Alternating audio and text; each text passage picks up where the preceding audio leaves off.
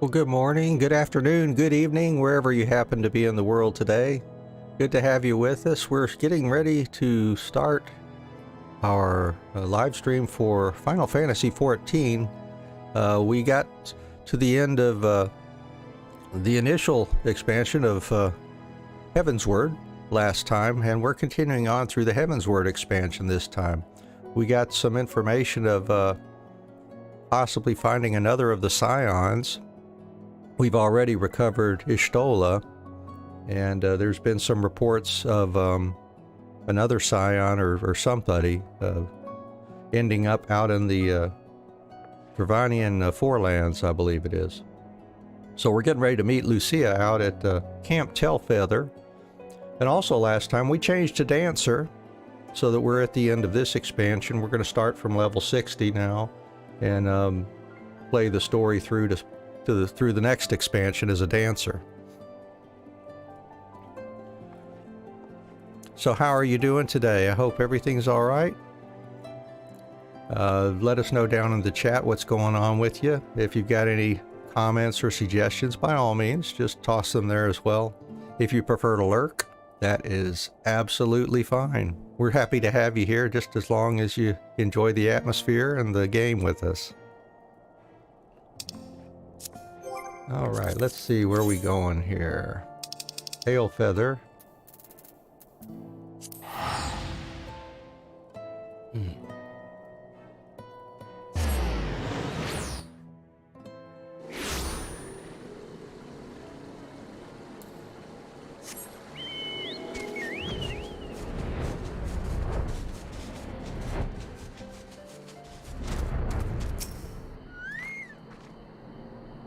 I always imagined that the first time I set foot upon Dravanian soil would be at the head of an army, and here I am, ready to treat with the brothers and sisters of mine enemies. Full well do I know how difficult it can be to set aside the past, though it was I who first proposed recruiting Ysael to our cause. I questioned the wisdom of my words almost as soon as I had uttered them, and for a long time after that. Here was a woman with the blood of innocence on her hands, men, women, children, all slain in the name of the implacable Lady Iceheart. Yet she acknowledged her misdeeds and agreed to join us in common cause. At our side, she fought in service to that greater good, even unto her dying breath. And while that does not absolve her of her sins, I hope that one day she will be remembered not merely as a heretic, but as a misguided soul who dreamt of peace. You ask much, Master Alphino, yet who can say what might come to pass, should our negotiations bear fruit? Yes, of course. We must press on to Annex Trine, if you will follow me. Well, that's right. We hadn't heard of any more Scions that might be here. We have only heard of they want to do some negotiations with the dragons, so that's why we're out here today. Alright, so let's see, let's port on over to Annex Trine. Excuse me.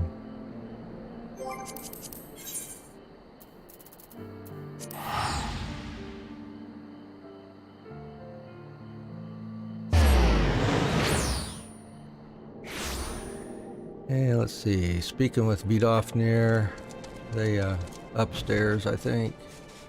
Looks like it.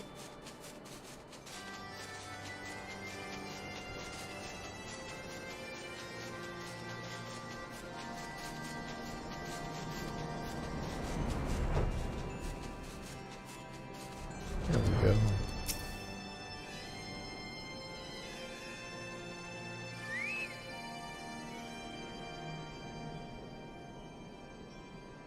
Thou art ever welcome here, friend of Isael. But this one I do not know.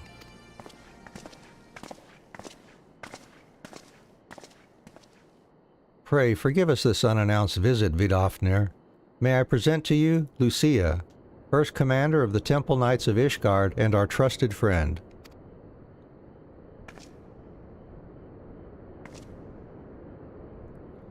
It is an honor to meet you, Vidofnir. I am come as an envoy of Sir Emeric, Lord Commander of the Temple Knights and acting leader of the Holy See. Indeed. You may speak, knight. For 1,000 years, man and dragon have been locked in an endless cycle of bloodshed and sorrow. To our shame, we long believed your kin to be the architects of this war, but now we know the truth. That King Thoradin and his Knights 12 did willfully betray and murder the great worm Ratatoskr, shattering the peace between our peoples. For 1,000 years, our leaders conspired to conceal this truth, a truth which was at last laid bare by the Warrior of Light, the Azure Dragoon, and Isael. Alas, a deception so intricately wrought cannot be undone in a moment, and our people labor to accept the truth. After an eternity of war, who would dare to dream that peace could at last be within our grasp? Yet dreamt we must, as Isael once did, and we must make that dream a reality, as she could not. We humbly beseech you, Vidofnir, join hands with us in friendship once more before the eyes of many people in Ishgard. A most unexpected invitation. I have heard your request, knight. However, I cannot yet give you mine answer. May I ask why? This matter concerneth my sire. He must needs be consulted. Moreover, the Nath grow bold, even as they did before, and I would not leave my people at the mercy of the swarm. Then we will wait. After 1,000 years at war, we shall not give up on peace for want of patience. Ha! Fear not, knight. Thou shalt have mine answer within thy lifetime. So soon? My humble thanks. I shall bear your words to my lord forthwith. Until we meet again.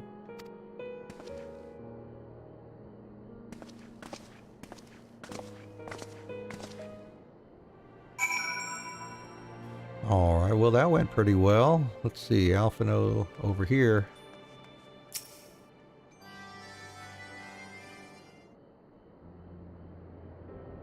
Given the circumstances, I would say that went rather well. Yeah, that's what I say.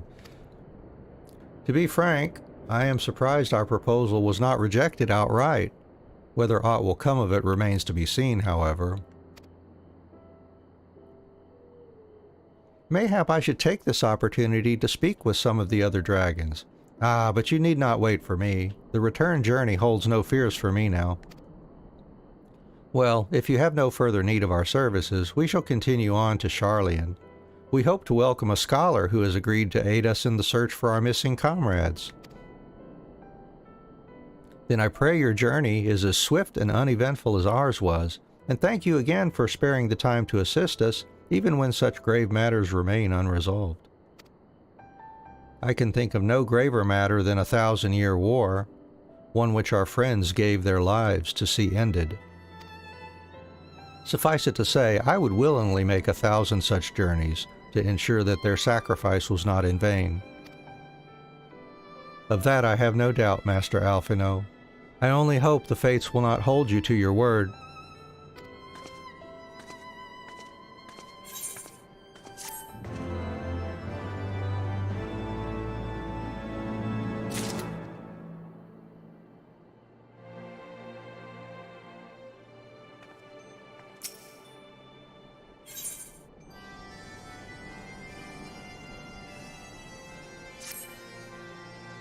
So, it would seem we have time to greet this scholar after all. How delightful. I shall be interested to hear how she means to go about finding Minfilia and Thancred. I can only assume she is privy to some new investigative technique. In any event, our first order of business is to rendezvous with Ishtola in Idleshire.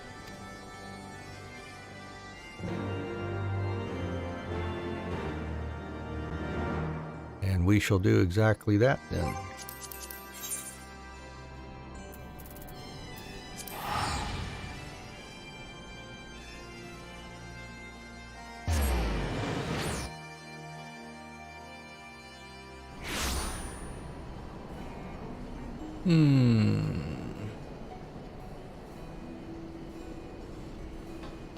See, what was some of these? Oh, these are probably for unlocking some other things we don't want right now. Ah, Anne, 'tis good to see you. I confess I had assumed your business in Annex Trine would detain you longer. Did your meeting with Vidofnir go well? As well as can be expected. She must discuss Sir Amaric's proposal with Racefelger, of course, but she seemed amenable to the suggestion. What of our Charlian guest? Has she arrived? She has, but when I explained that you would be joining us, she asked if she might use the intervening time to explore. I agreed to meet her outside on Front Bridge. We should be on our way.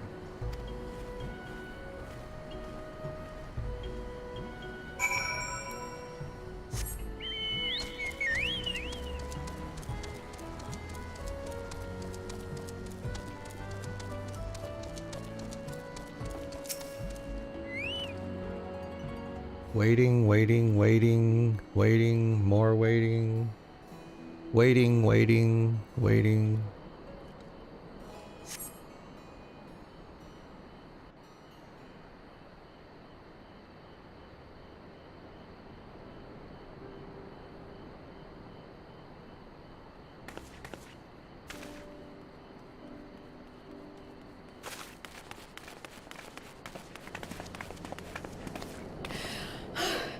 I'm terribly, terribly sorry to have kept you all waiting. You need not apologize. We arrived but a moment ago ourselves. Pray, allow me to introduce Kryle, who has recently come from the Charlian motherland. She has generously offered to assist us. Oh, please, think nothing of it. A trip to Eorzea was long overdue. You must be the Warrior of Light. Yes, you certainly do look the part. A pleasure to meet you at last, miss. And who is that I spy but young Alphino Levieux himself? I dare say someone's grown an ilm or two in my absence. Or are those lifts in your boots? We, Miss Kryle and I met at the Studium years ago. I shall forever be indebted to her for her sage guidance. It was no small task keeping him out of trouble, believe you me. The youngest ever to enter the Studium, him and his sister, 11-year-old prodigies. Wow, 11. Suffice it to say, social graces were not among his list of talents. Striding up to his seniors on his first day, head held high. What was it he said again? Thank you, Kryle.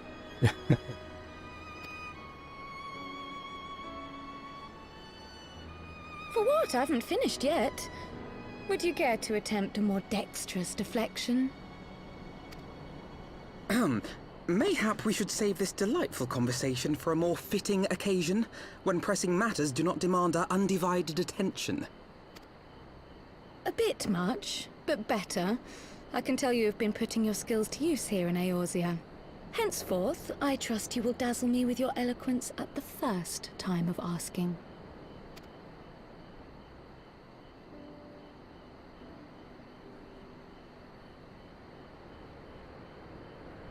Right, on to more pressing matters.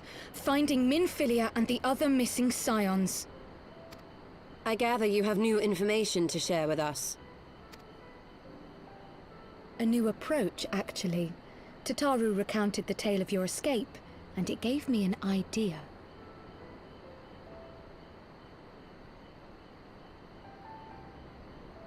Simply put, assuming Thancred left some manner of trail when you whisked him away, as is almost always the case with teleportation magics, I am confident I can find and follow it. Then what are you waiting for?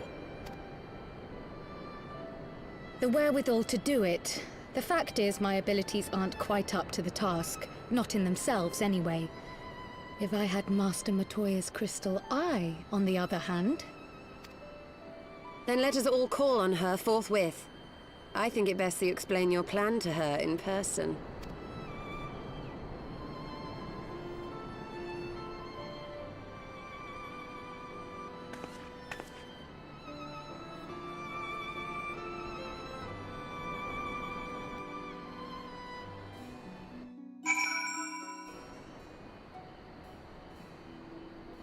Alright, so I guess we'll go fly back out to the ass end of nowhere again here.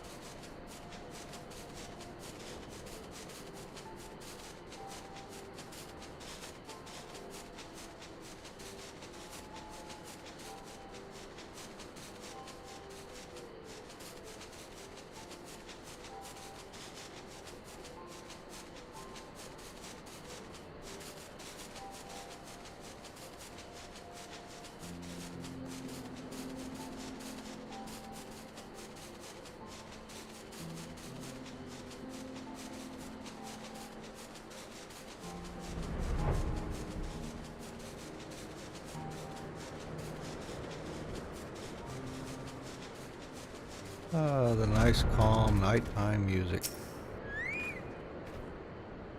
You did say we were headed for a cave, did you not? Because I certainly don't see a cave nearby. Is Master Matoya meeting us on the way or something? No? Observe, Krile.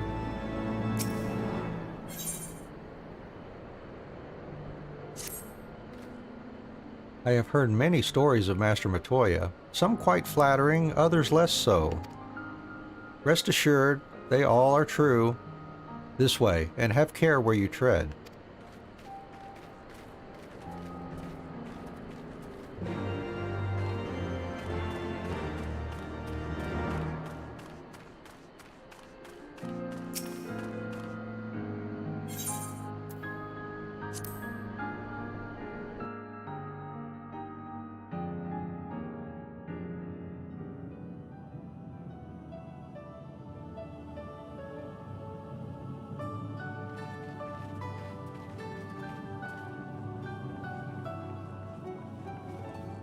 Oh.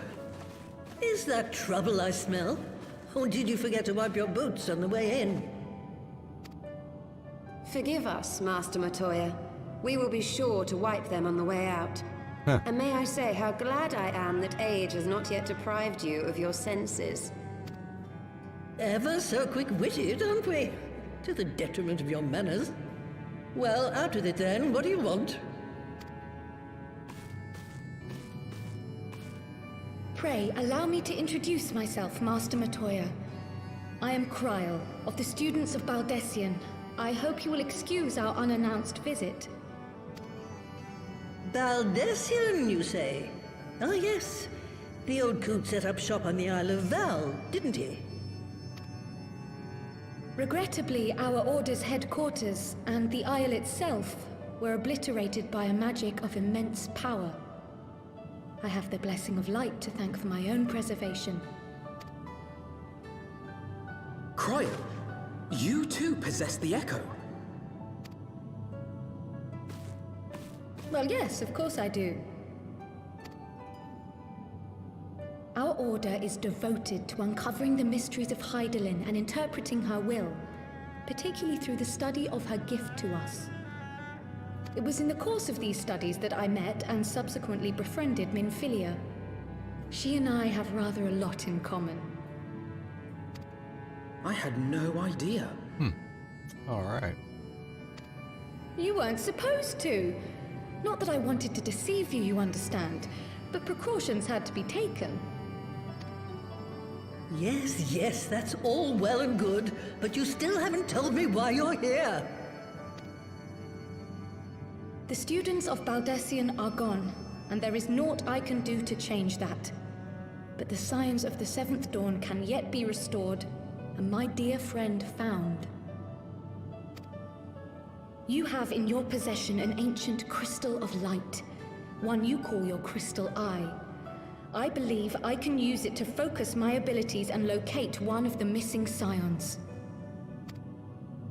Let's do it. And there I was, thinking you might want to make use of my years of experience. Oh, wait here.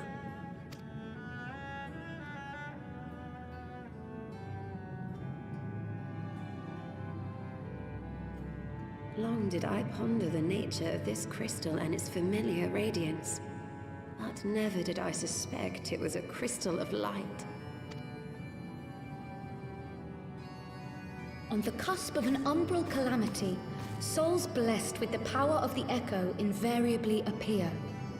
To aid these, her chosen warriors, Hydaelyn bequeaths to each a slither of her strength in the form of a crystal of light. But as her strength wanes, so too does the potency of her gifts. This crystal, born of an earlier era, is infused with a power far greater than those of this age. You could travel the length and breadth of the land and not find a crystal even a fraction as pure. Its value is beyond measure, as are the risks inherent in its use. No two manifestations of the Echo are alike. I, for example, can converse with beings of every shape and size, excepting beasts, contrary to what others would have you believe. Language has nothing to do with it, of course. Rather, I am sensitive to the whispers of the soul. Their intent, their very essence even, the traces of which serve to guide the elementals to Y'shtola. Far-fetched though it may sound, I believe that with your crystal eye, I may be able to pick up where they left off and follow the remaining trail to Thancred. That is, if I have your permission.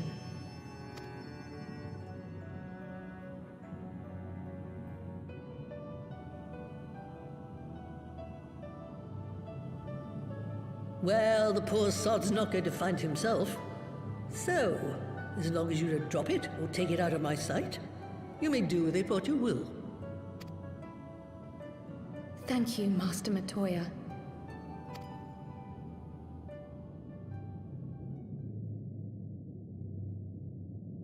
Then let us begin.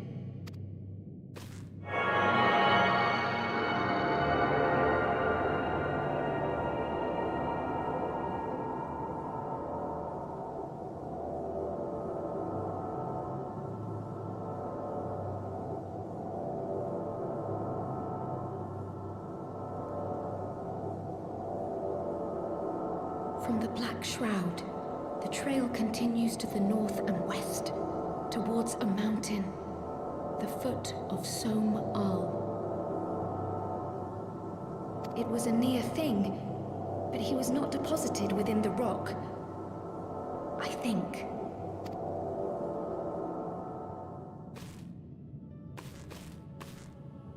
The hunters of Tailfeather know those lands well. I say we begin our search there.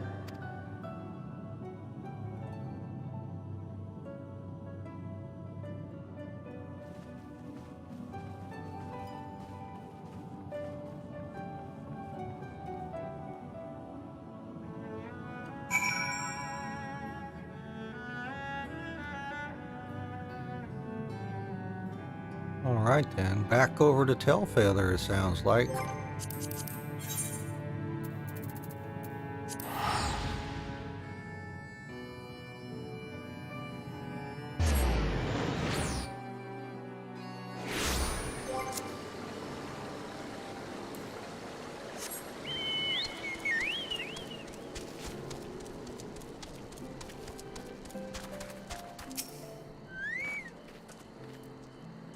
Were I to find myself in an unfamiliar wilderness, my first instinct would be to seek out signs of civilization. Ordinarily, perhaps, but in his wounded state, he may not have wished to risk contact with strangers of unknown allegiance. Yet, even had Thancred chosen to remain in the forest, the hunters would surely have stumbled across his trail. Tailfeather doesn't strike me as an isolated outpost, though. Merchants and traders pass through reasonably regularly, do they not? In which case, we'll need to provide a more detailed description when we question the locals. Fear not, Kryl. I have already prepared several sketches of Thancred for that very purpose.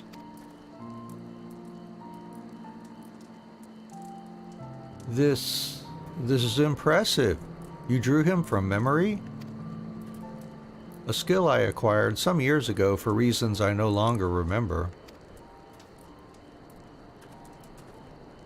I propose we split into two pairs. Y'shtola and I will inquire at the outlying encampments, while Anne and Kryl question the residents of Tailfeather. Afterwards, we shall regroup near Loth Astbath and share our findings. Assuming there are no objections, let us be about it.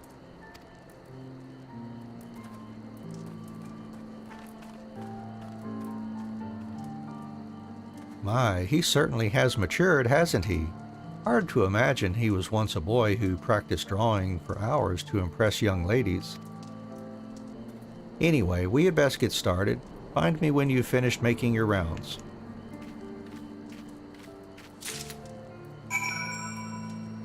All right. I'm just going to drop some messages into the chats here. Take me a few moments.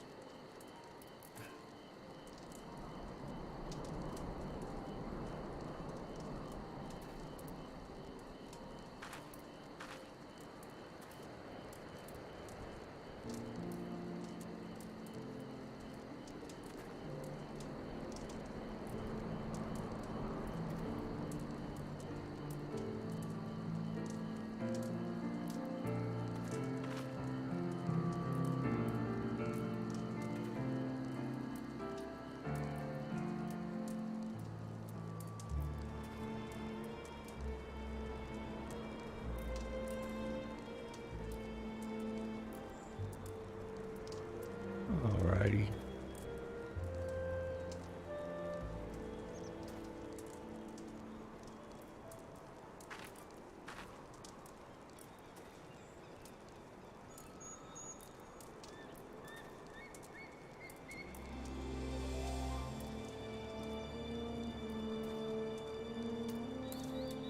Alright, well, thank you for your patience. And let's see. Of course, if you've got anything you'd like to chat about, by all means, let us know here. We're here to chat with you while we play.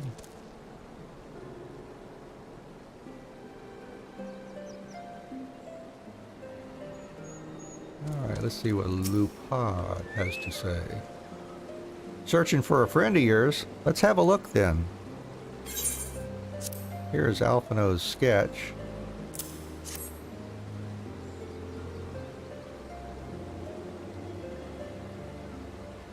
No, ain't seen him around, sorry.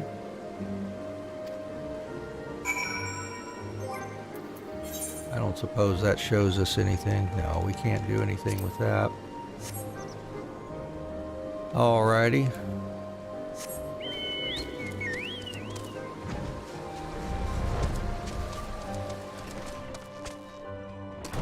Excuse me while I bring my bird into your house. What's that you've got there? A sketch.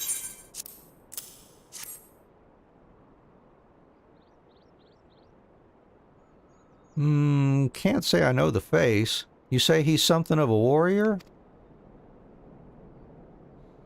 I heard a tale the other day about a Huron vagabond who brought down a Bandersnatch by himself and with style.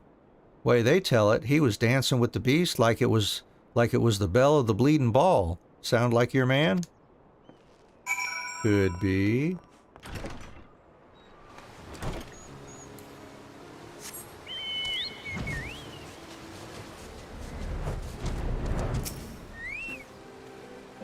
A Huron man? We're not exactly rare, you know. Could you be more specific? Here's what he looks like.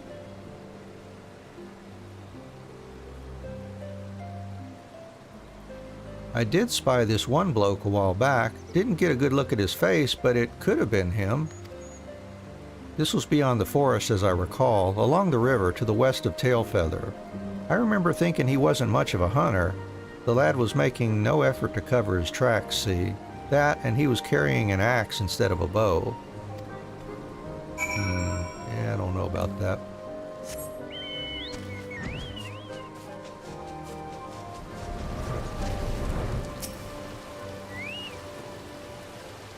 Finished? In that case, I think we've learned everything we can here.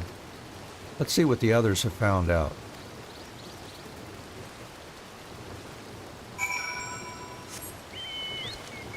Okay, and they said to meet them over near the non-mines encampment here.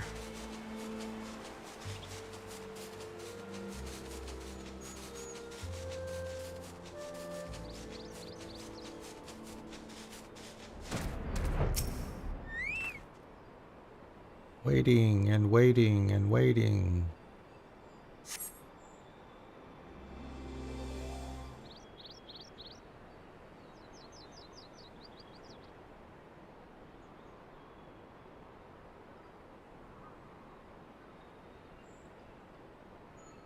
My apologies for our late arrival. We thought it wise to question as many hunters as we could.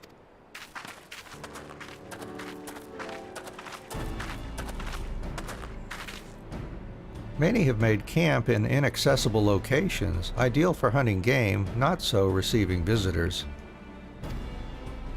Nevertheless, our time proved well spent.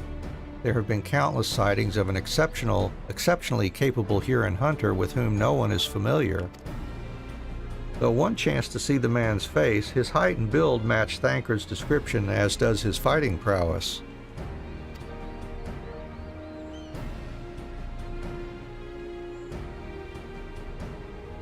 So, you have heard the same tales. Be that as it may, we yet want for conclusive proof. Mayhap this is unrelated, but I heard a curious tale regarding a Vath trader. He came to Tailfeather in search of garments fit for a man of refinement, which seemed a rather curious description for one of his kind. You are implying that Thancred sent a Vath to market in his stead. Why would he not go himself? Well, if you recall, you yourself emerged from the live stream as naked as your name day. It is a scene I shall never forget. Is it now?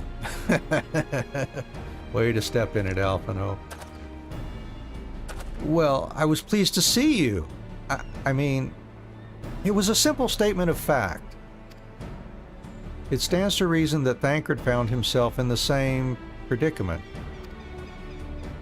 In any case, if he had dealings with the Vath, they should be able to tell us, no? Quite right, Kryl. Quite right. That is right.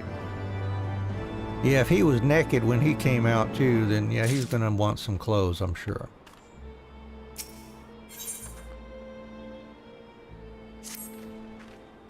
Well, what are we waiting for? We all know Thancred could be waiting for us in Loth Ast Vath. We must go and see the Vath right away. Come along, everyone, come along.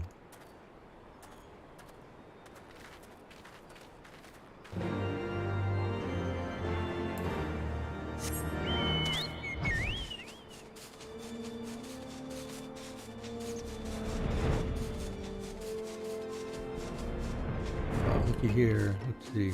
Maybe we'll grab this while we're here too. Let's see. I'm gonna. Alchemist is only 53. Let's grab a little experience for them. Go.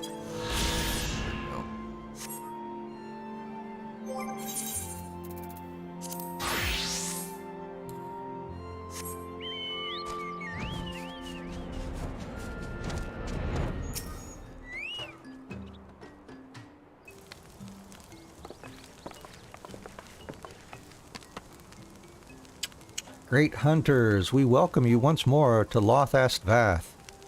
What do you seek this day?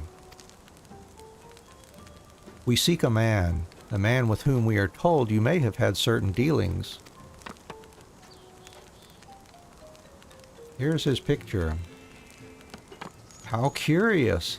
The hunters tire of godly sport and pursue mortal prey. No, no, he is not prey, but a friend long missing.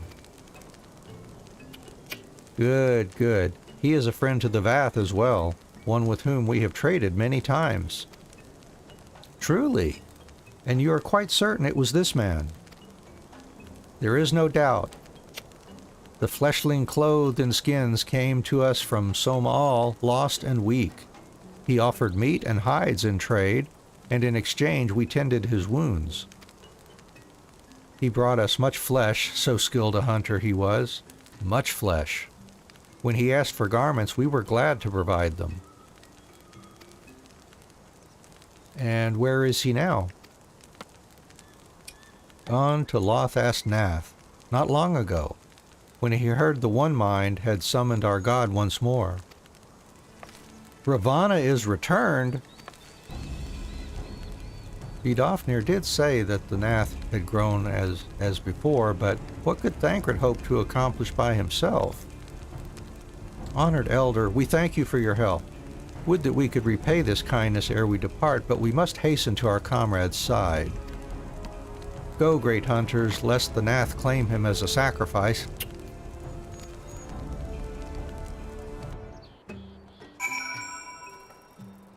All right. So let's head on over there, see what he's getting into here.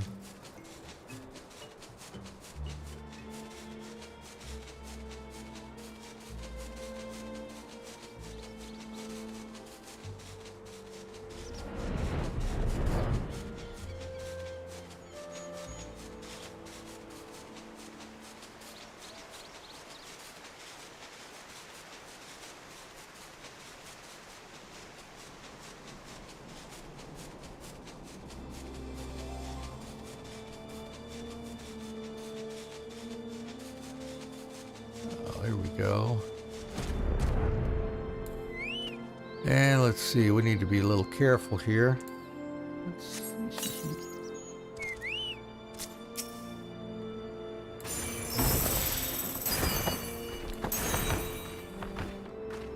Oh, need to be careful there. Yeah, I did pick that Earth Sprite, didn't I? Figured that AoE would do that.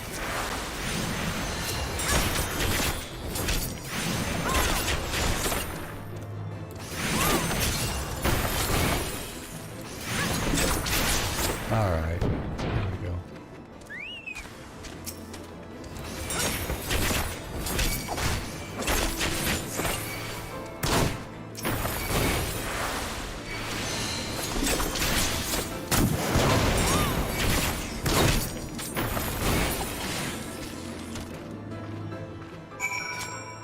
Alrighty.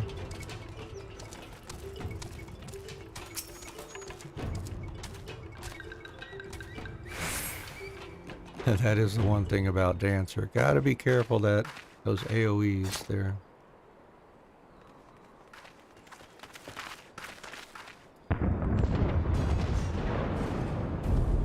Who else could be?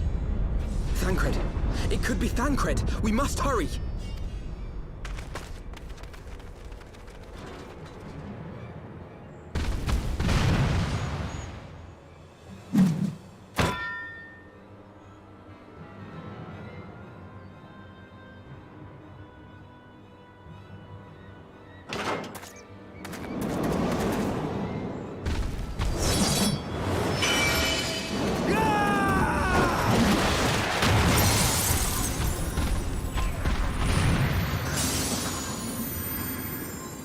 Nice one, Axeman. So that must be the dude with the axe that that one was talking about. Ah, yeah.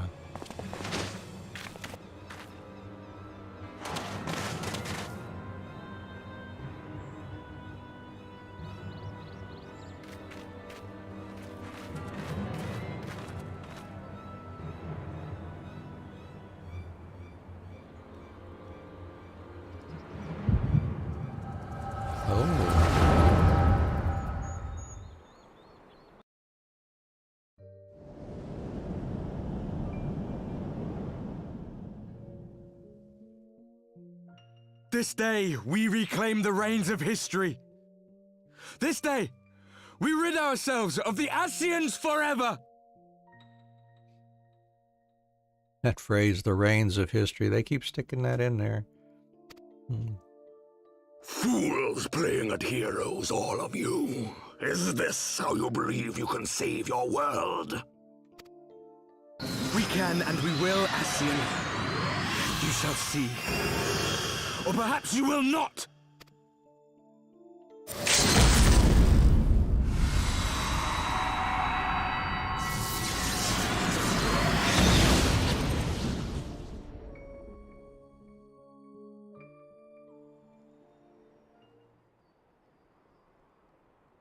So you are the warrior of light, the savior of Eorzea.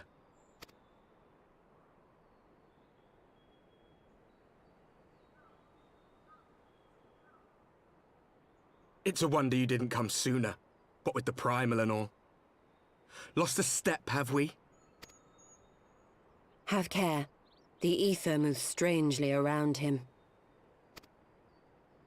It would seem we share a common enemy. Mayhap you would tell us who you are.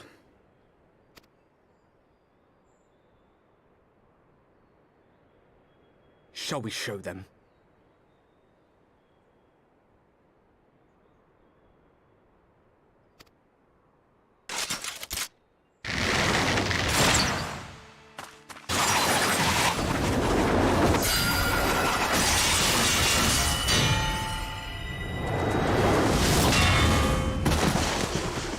Ouch.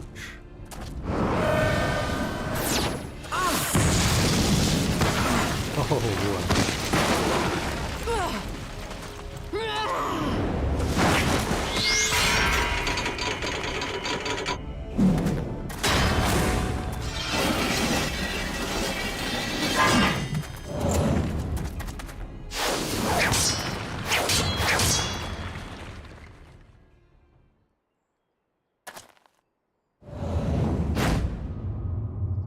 There he is.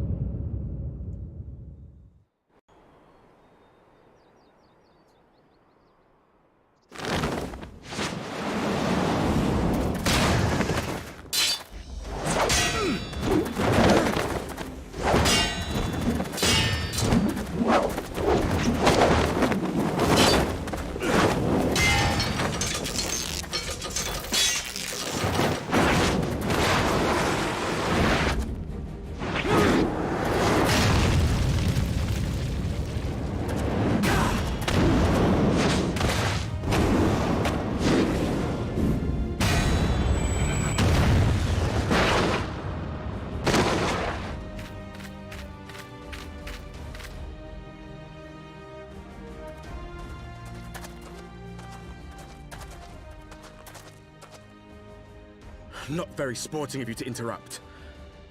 But so be it.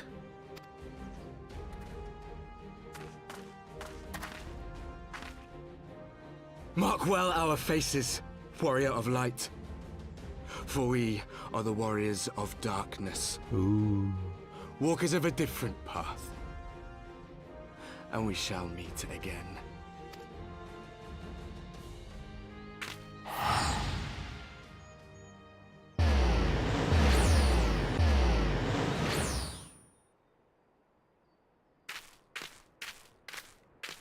Warriors of Darkness? Really?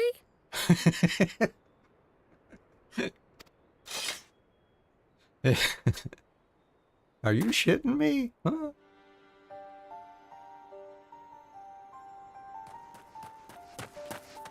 Thancred! Are you all right?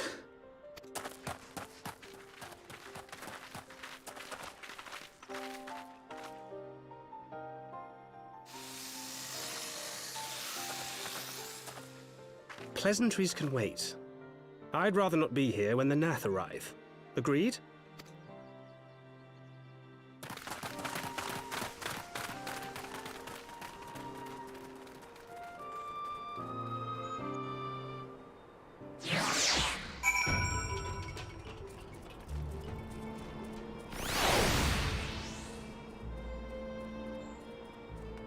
Well, those are some pretty fancy clothes. If he got those from the Nath, unless he traded in his old ones for these or something.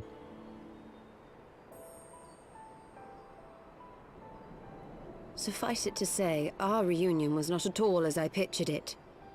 Waiting until the last instant to join the fray. 'Tis plain you have not lost your appetite for the dramatic. My appetite for the dramatic? Have you forgotten the circumstances of our parting? The heroic last stand, the tunnel filling with light, and then...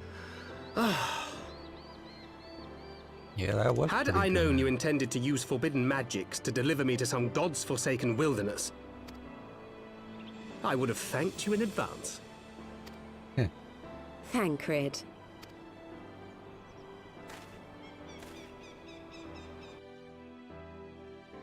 If nothing else, you might have warned me that I would emerge from the live stream in the altogether. Eventually, I managed to fashion knives from some obsidian I found, and set about hunting for meat and hides. Strategically placed little animals there. Given that I'm not all that skilled in leatherworking, it's probably for the best that I met the Vath before I was reunited with you.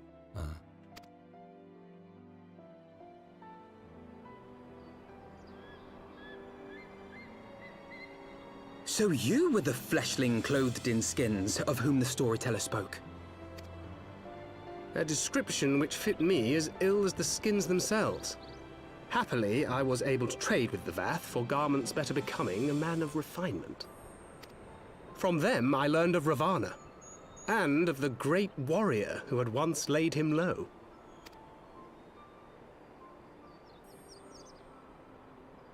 And thence did you conclude that were you to track the Primal's movements, it would surely bring you into contact with the Scions once more? It seemed a reasonable assumption. I could think of no one else with your enthusiasm for slaying beastmen gods. Until now, that is. Ah, yes. The self-proclaimed warriors of darkness. 'Tis only fitting that they stand in opposition to the warrior of light, I suppose. I glimpsed the leaders past, if only for a moment. They were confronting a man in black. An Ascian, I think. If these warriors are capable of doing battle with Ascians and Primals both, they must be possessed of powerful protection.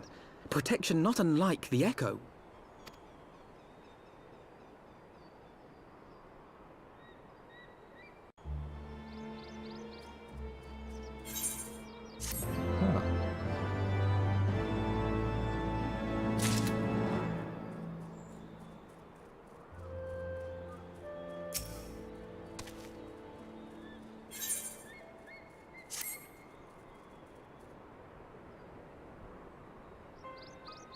Blessed with the power of the Echo, and driven to put down primals, despite his declaration that they walk a different path, I struggle to see how their goals conflict with ours.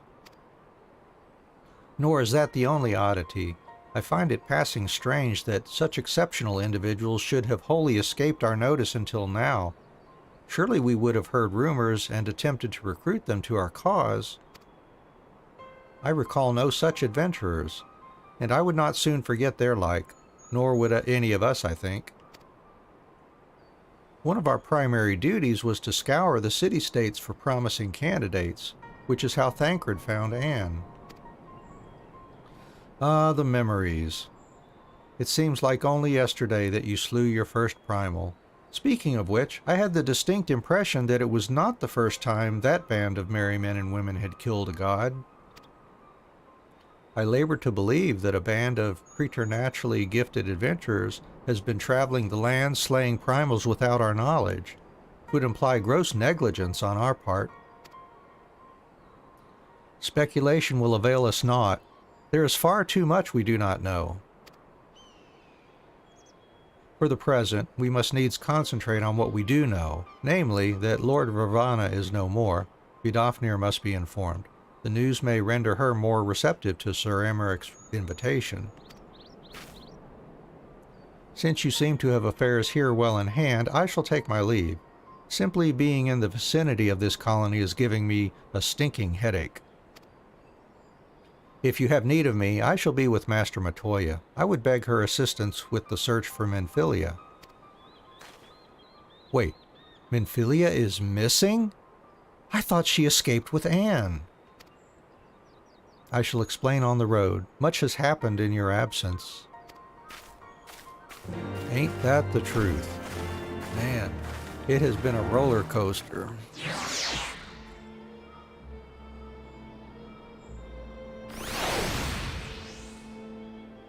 All right, so we speak with Vidofnir.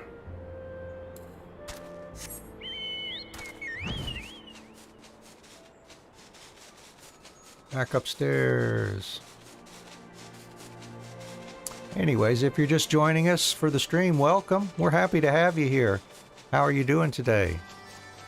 Drop us any messages you'd like, tips, suggestions, anything you'd like to talk about, the weather. We're here to chat and play with you here. So just anything you've got to say is fine.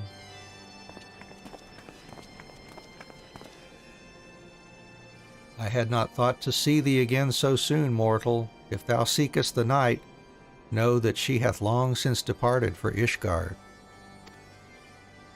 My thanks, Vidofnir, but it was not for her that we came. We bring good tidings for you and yours. Lord Ravana, who had been summoned by the Nath, has again been laid low. Truly, once more you mortals have succeeded where mine own kind did fail. You have our deepest thanks. Would that we could take credit. The god fell by another's hand. Another? Revelation upon revelation. Regardless, it is cause for celebration. The Nath will have no choice but to withdraw. But to another matter, I have tidings for thee as well. Regarding the Ishgardians' invitation, as promised, I brought the matter to my sire. Hearken to his answer now. For 1,000 years I have mourned my beloved, who gave her life to forge a peace thy king betrayed. Such was my lot until a child of Ishgard came unto me. For want of warmth, she wrapped herself in a dream. Yet the world will remember her deeds. For truth she fought. For justice she sinned. For redemption she sacrificed and became as light. To follow one's heart, to have faith in one's convictions, be it for weal or be it for woe. Such is the folly and the glory of man, and of dragon. He hath entrusted the choice to us, and we have made it. We will keep faith with you who walk in the light. Then you accept Sir Emeric's invitation. Let it be known that I, Vidofnir, shall journey unto Ishgard on behalf of my people.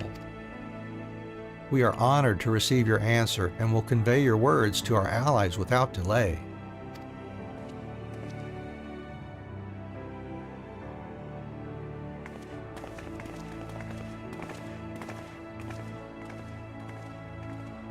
It is happening, Isael. Would that you were here to see it.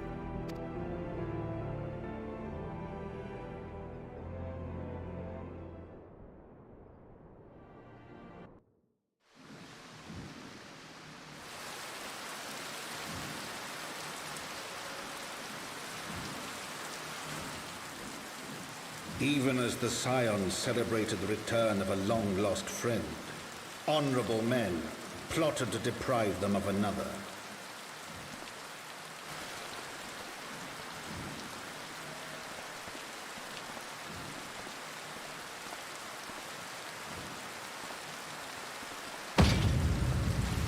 Honorable men, to whom Sir Emmerich was no hero, but a scheming patricide.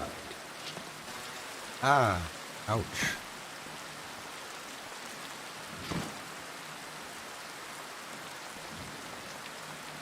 Honorable men, who would fain wash the paving stones of foundation with the tyrant's blood.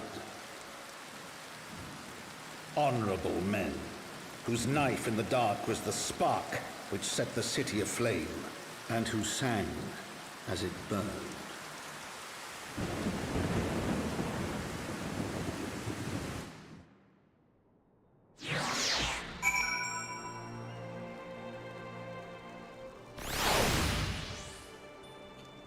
Well, we better hurry on over to Foundation here then.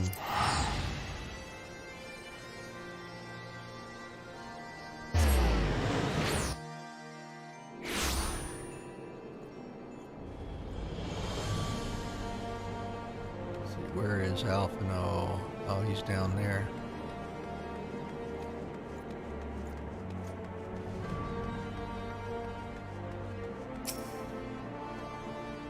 Right. Let us not keep Sir Emmerich waiting. Are you quite well, Thancred? Yes, quite well. Forgive me. You have given me rather a lot to digest. This whole affair with the Ishgardians and the Dravanians, and our friends nowhere to be found. It would seem there is no end to our troubles. We can but face them head on, one at a time. For now, we must apply ourselves to our allotted tasks and leave the others to theirs. Remember, Thancred, we found you as they found me. In time, we will find Ida and Papaimo and Minfilia as well. Mamaphilia. These troubles will soon be but a memory, one which we will look back on together. Pray, do not misunderstand. I did not mean to imply that it would be otherwise. I merely wish that I had rejoined our grand adventure at one of its more triumphal moments. Despite your recent accomplishments, the mood here is less than celebratory. But I have no doubt that we will enjoy many more glorious victories soon enough, and you may rest assured that I will play my part in them to the very hilt. I know you will. So then, to the congregation.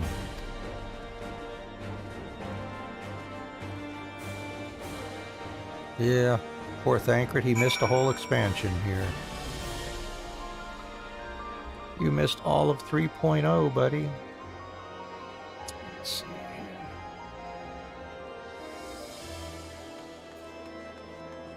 Oh, I've got Peloton now.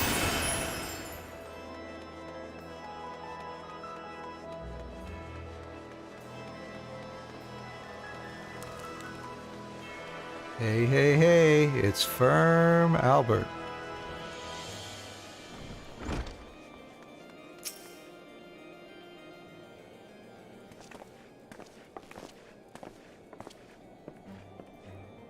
You have returned. In this, at least, the fates are kind.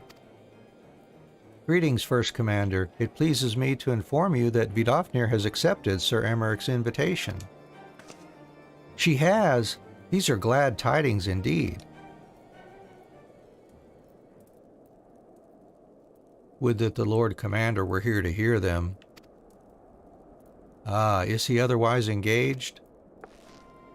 Aye, sleeping off a knife to the gut. What? What happened? Will he live? The Chirurgeons tell me he will make a full recovery, but had Lord Edmund and Lord Artorial not been on hand when the assassin struck, he would not have been so fortunate. For a mercy, they subdued the fiend before he could land the telling blow. The attack was just the beginning, though. Not long after, buildings all around the city, including several of ours, burst into flame.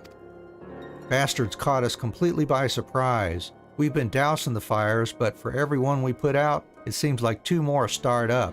Casualties are mounting, especially in the Broom. 'Tis plain these fires were started by the assassin's conspirators. Until they have been rounded up, there will be no end to this. Will you help us find them? Oh, sure. Then let us be about it. If it ain't one thing, it's another, huh?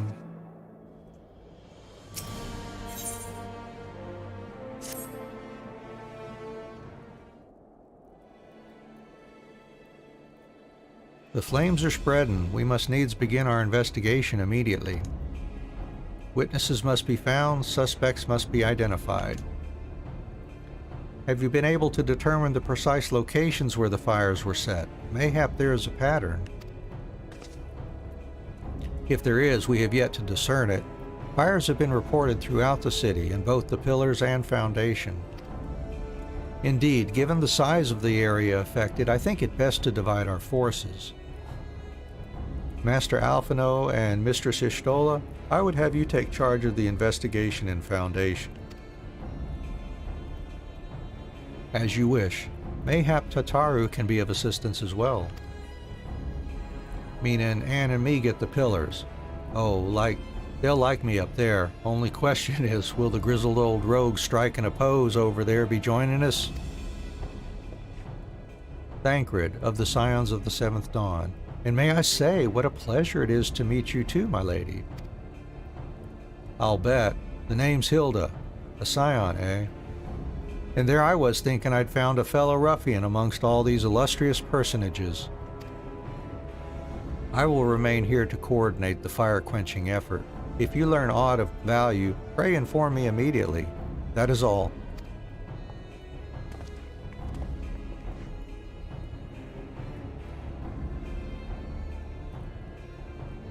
While we could begin by sifting through charred rubble and questioning random passers-by, in my experience, every town has at least one individual who can be counted on to know things he or she should not.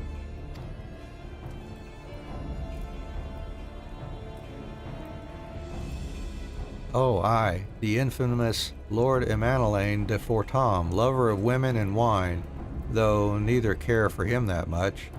They say he could gossip for Ishgard. Just the sort of fellow I had in mind. Capital suggestion, Anne. Why, thank you. He'll be at the Crozier most like, making an effort to be seen, so let's go and see him. Grizzled I will accept, but old?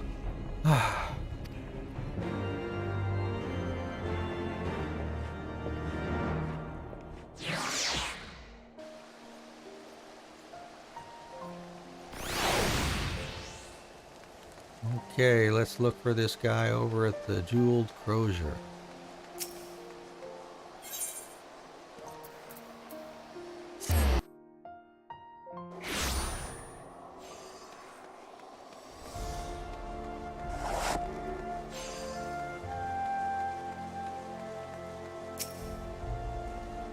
Well, well, if it isn't Anne, dearest of all my friends. You're looking rather glum. Something the matter, old girl? Ah, yes, the arsons. Dreadful business, that. And awfully curious, wouldn't you say? There doesn't seem to be any rhyme or reason to it at all. Naturally, we've doubled the guard outside the manor, along with most of the other houses. Can't have the old pile going up in flames, after all. Oh, in case you were wondering why the Hoplin is awash with refugees, the lower levels of the vault have been opened to those unfortunate souls who have lost their homes. Sir Emmerich's orders, from what I hear. Remarkable man. Not even a knife in the ribs can keep him from his duties. Actually, old girl, if you were thinking of questioning the refugees, I should be more than happy to accompany you to the Hoplin. While you conduct your inquiries, I could offer words of comfort to the distressed and despondent young maidens. Wait a moment. I know what that is. You're giving me one of your looks, aren't you? You do me an injustice, old girl. I will have you know my heart yearns for but one rose, prickly though she may be. I sense you remain unconvinced. Very well. If it will help to prove the purity of my intentions, I shall gracefully rescind my offer. Now, run along and catch those arsonists. That was not entirely what I had hoped for. Whose idea was it to come here again? Never mind. For our next step, I suggest we divide our efforts. While you question the refugees in the Hoplin, Anne, I shall investigate the locations where the fires were set. Would you be so good as to join me, Hilda? You know what? I reckon I would. Can't have you roaming about in an unfamiliar city by your lonesome, can we? You'd only get robbed blind and left shivering in your small clothes.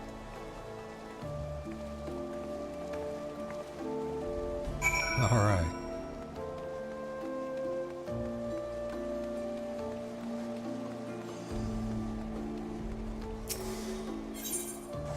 Let's see here. Oh, they're all up there.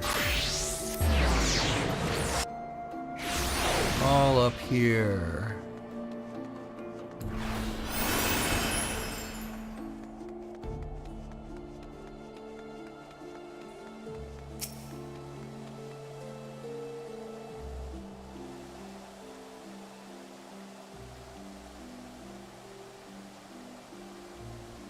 Come, my brothers and sisters, there is food and shelter enough for all in the Basilica. Helone's blessings be upon you, Father. I confess we were not sure if we should come.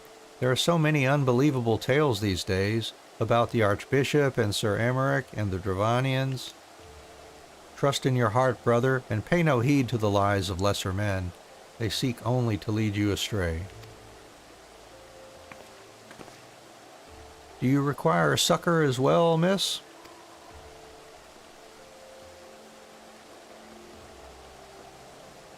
So, the Temple Knights have begun their investigation at last. Good. This madness has gone on far too long. Would that I could do something to aid you in your search, but I have a duty to these poor souls. Farewell, and may the Fury guide your steps.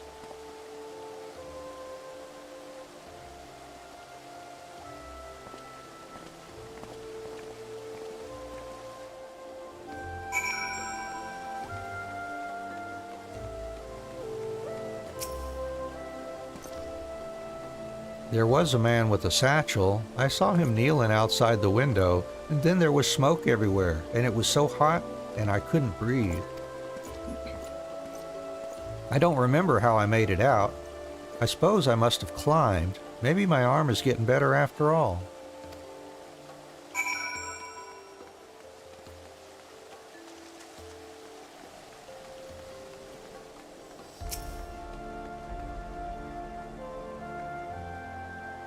Ours was one of the first homes to be claimed, but I didn't see how the fire began.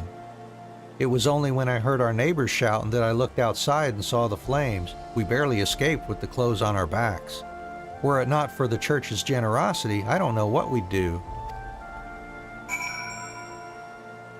Okay, well, let's see.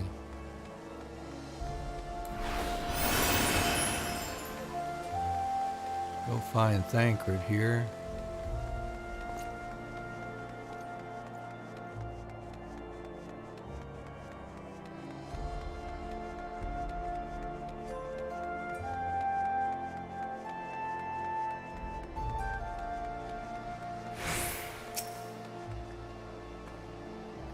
Ah, there you are. Anything to share?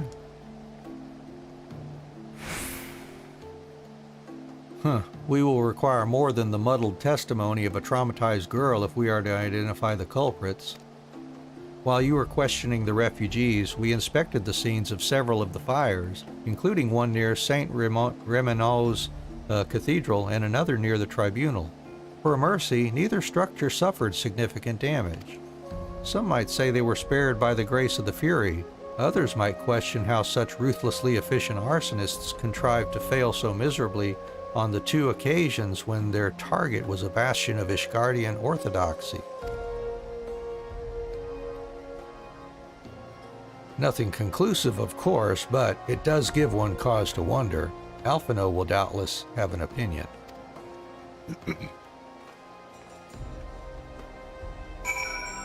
Alright, so rendezvous with Alphino in the room.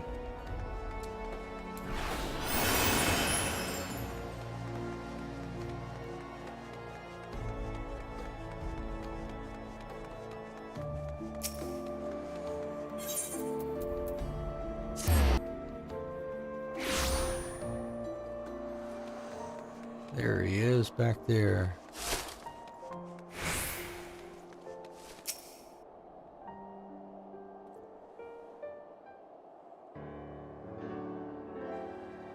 Silence will avail you not, sir.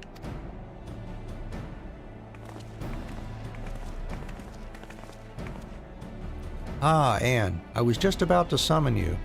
As you can see, we have detained a suspect. We found this man loitering near the remains of one of the stricken buildings. According to eyewitnesses, he was also present before the fires broke out. We wished to have words.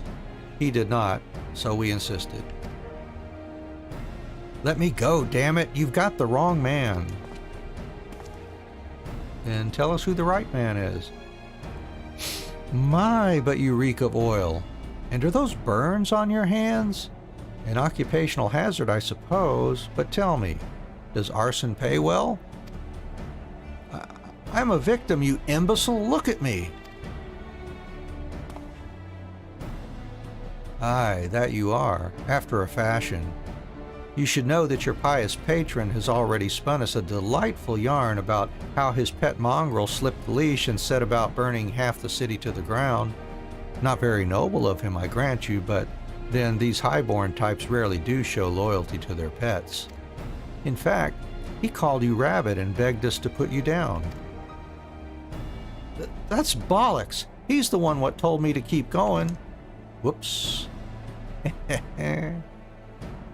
Even a sinner such as me could find salvation in the Fury's work, he said. I'd left it behind, tried to with all my heart, said my prayers every day like a good man. But he came to me. He came to me! And there you have it. Hilda, would you be so kind as to escort our friend here to the congregation? Aye, so long as you don't mind if he's limping when he gets there.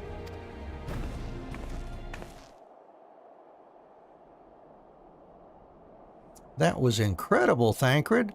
But how did you know he would confess? Well, I have seen his like before.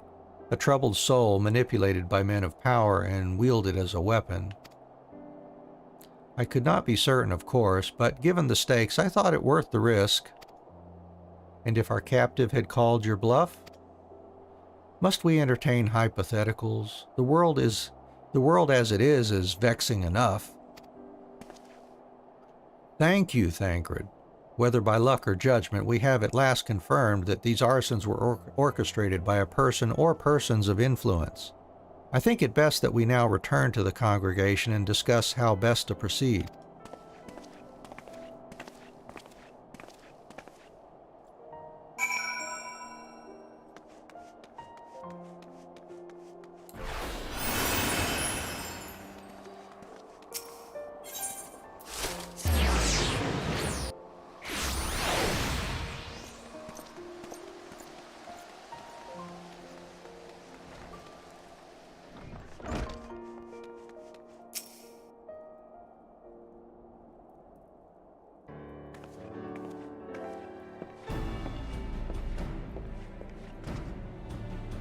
On behalf of the Holy See of Ishgard, I thank you all.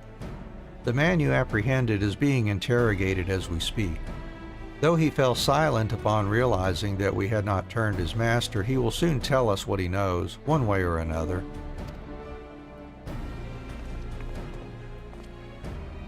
Pardon the intrusion, First Commander. Ah, Lord Artoriel. Are you come to see your father? He is attending Sir Emmerich in his chambers at present. I am. He bid me bring this salve. Then do not let me detain you, and thank you for your kindness, my lord. In times of trouble, every man must do his part. Would that I could do more.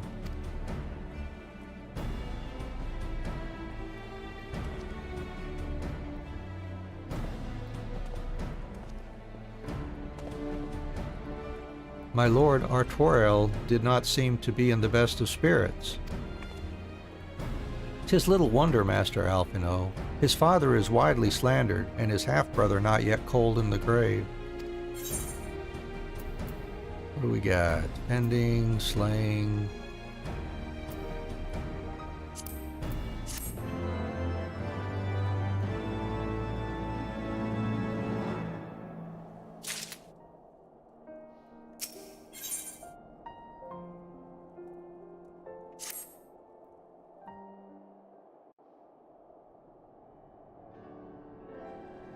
I do not mean to diminish our accomplishments, but until we identify the ones who ordered the fires set, our work is far from finished. Between the various conservative and religious factions in Ishgard, I dare say there's no shortage of parties who would like to see the status quo preserved. Do any likely suspects spring to mind? Far too many to count. Lord Commander, your wounds. Are healing well. Thank you. Time is of the essence. Lest we forget, these men would sooner put their own city to the torch than see it change. When our enemies learn that we have apprehended their arsonist, there is no telling how they will react.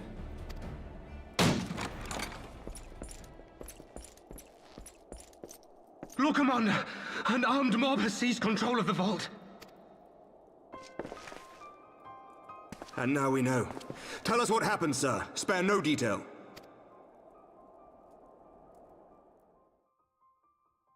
We were directing refugees Hey, into the Lily. Basilica, Good to see you. as you ordered, when all of a sudden, men brandishing weapons were all around us. It happened so fast, my lord. We had no time to respond. How are you doing today? They've taken the refugees hostage and barricaded themselves inside the vault. And they sent you to deliver their demands. They, the true brothers of the faith, demand that a conclave to select the next archbishop be held forthwith. Furthermore, they declare that you, Lord Commander, are guilty of patricide and high treason, and that you must surrender yourself at once to receive of the Fury's judgment.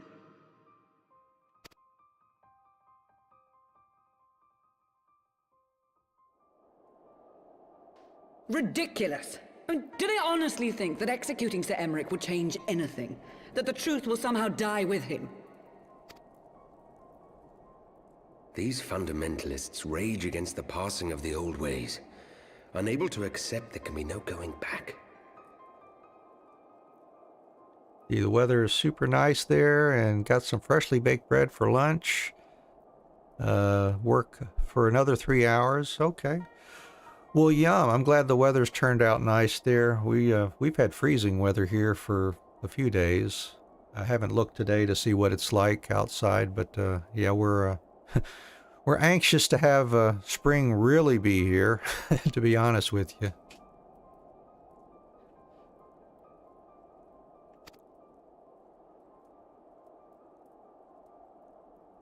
Given the fanciful nature of their demands, a peaceful resolution does not seem likely.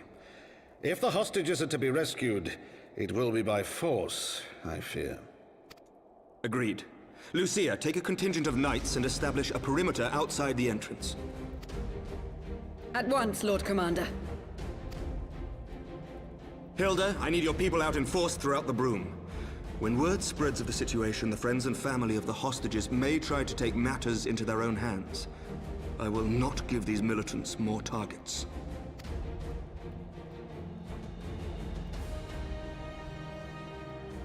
I shall lead the assault on the vault. Master Alphino, can I count on the support of the Scions? Of course. Of course. I had no idea he was really going to say that.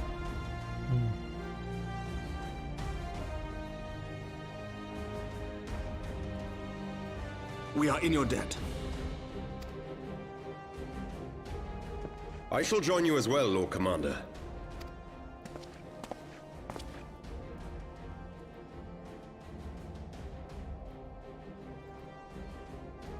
Your assistance is most welcome, Lord Atwarel.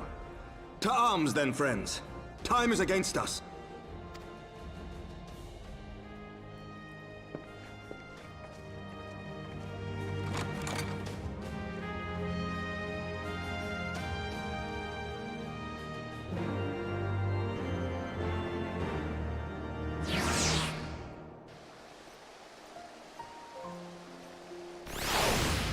All right.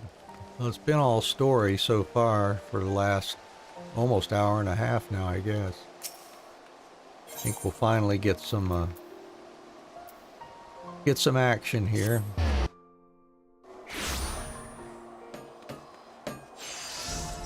Sorry, crafter dude. Didn't mean to run over you there.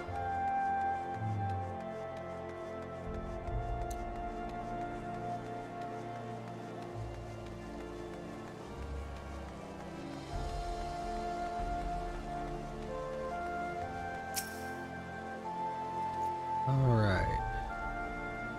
Listen well, we will enter the Basilica silently via this gate.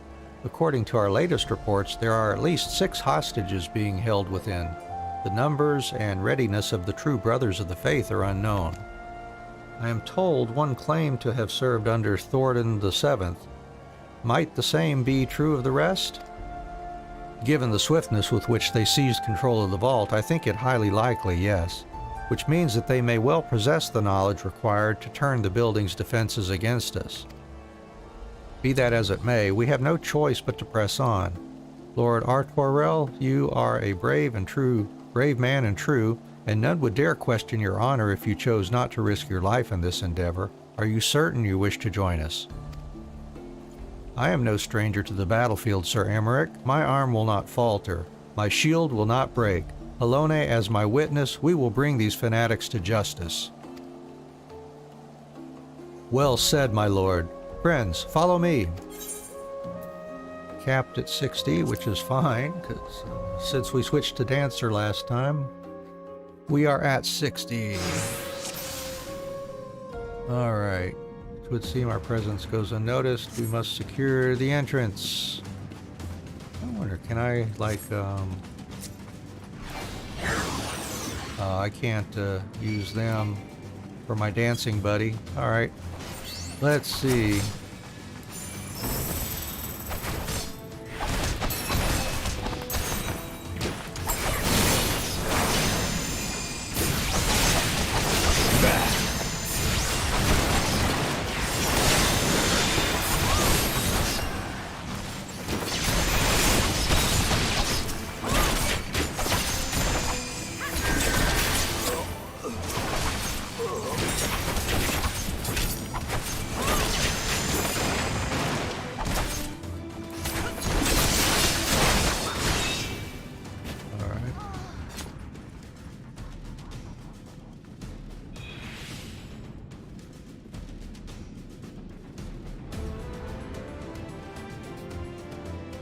Ooh, hurry, the others were taken elsewhere by Sir Simonard.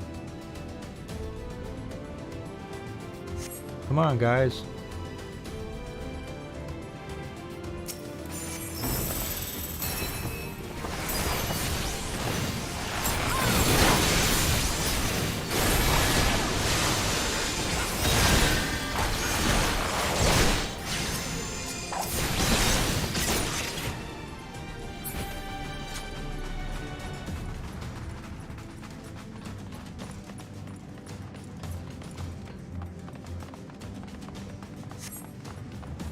Down with you!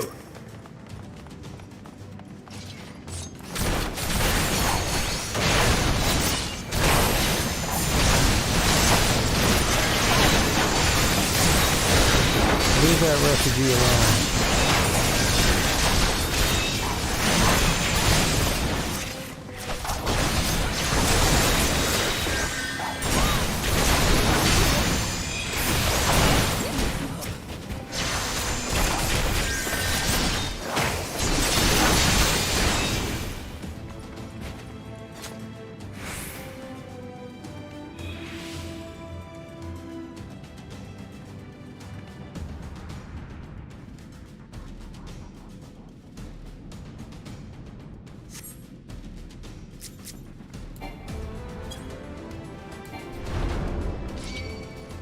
All right.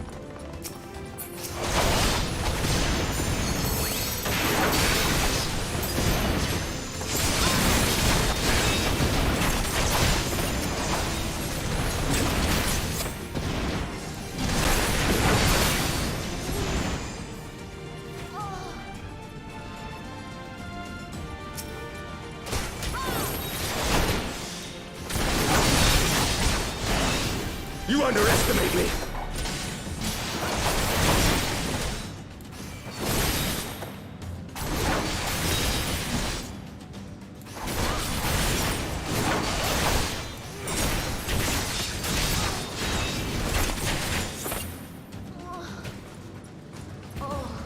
Let's go, Emmerich.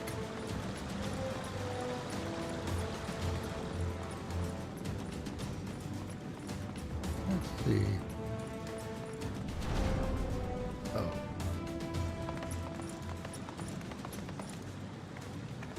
Sir Simonard, lay down your arms and release the hostages, and you will be shown mercy. I give you my word.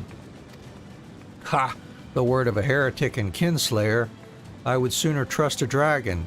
Activate the knights. We shall show the hostages the same mercy he showed the Archbishop. Alright, mechanical horses. Let's go.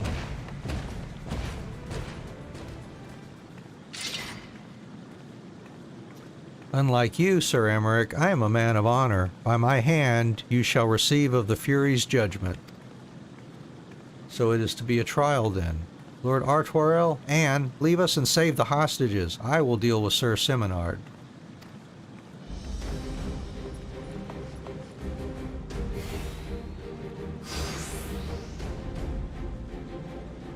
Alright. Oh good, that gave Artoirel time to heal up.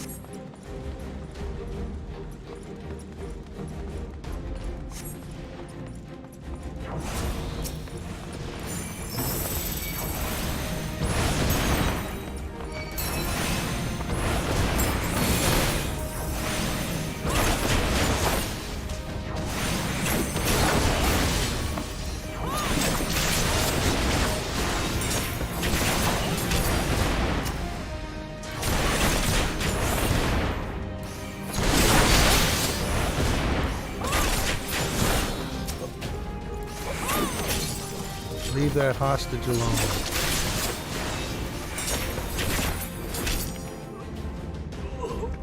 There's some bonds there.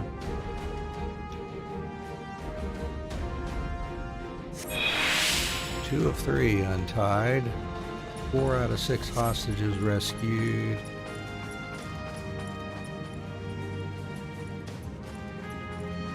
Traitor Kinslayer. There's some more baddies back over here.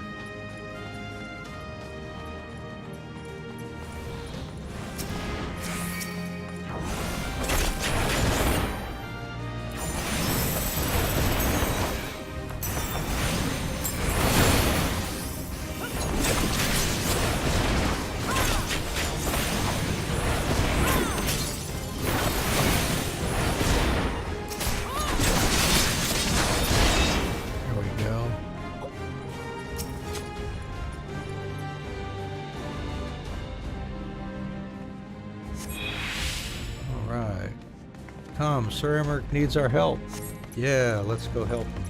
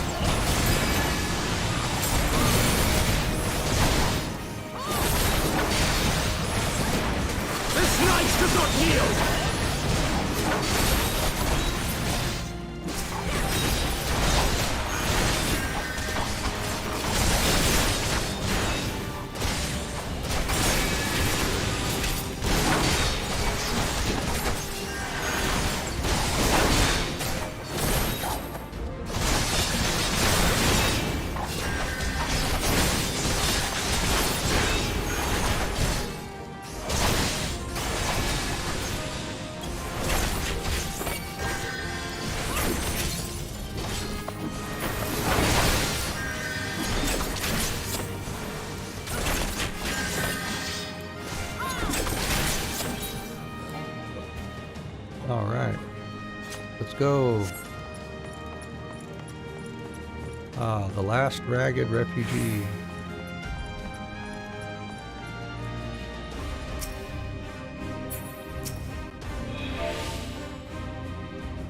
Wait. Hey there. Ooh, took melee upstairs. Alright. Have no fear, we will save your friend.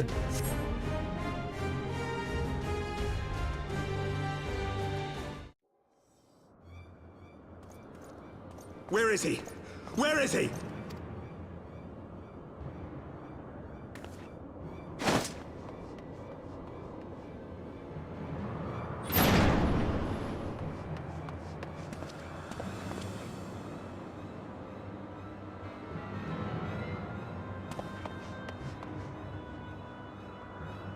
Come no closer!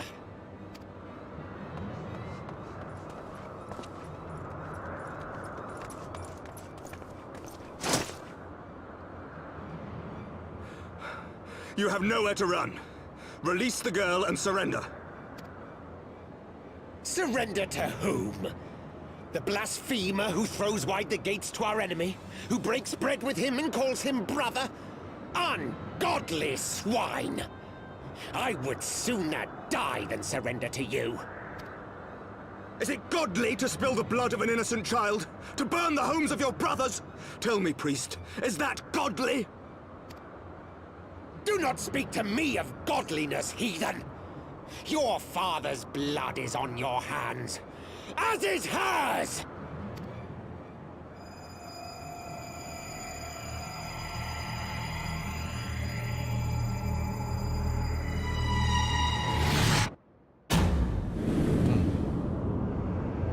Just see the emergence of pure evil in that look. Holy cow.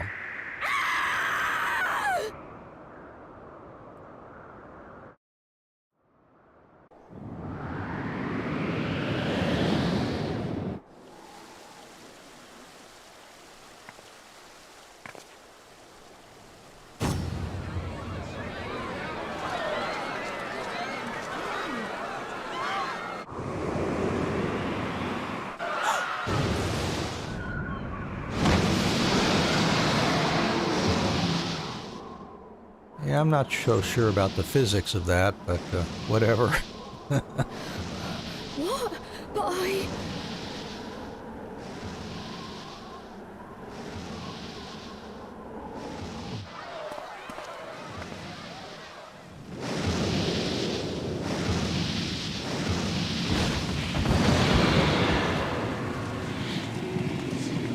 Vidofne!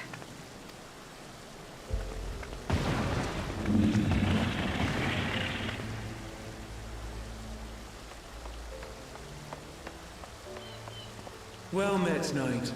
Mayhap I chose an inopportune moment? Not at all. Pray forgive us this most unworthy reception. We are honored to have you with us, and right glad of your aid. Fortune delivered the child unto me. I had but to receive her. Thank you for saving me. Thou art welcome, child.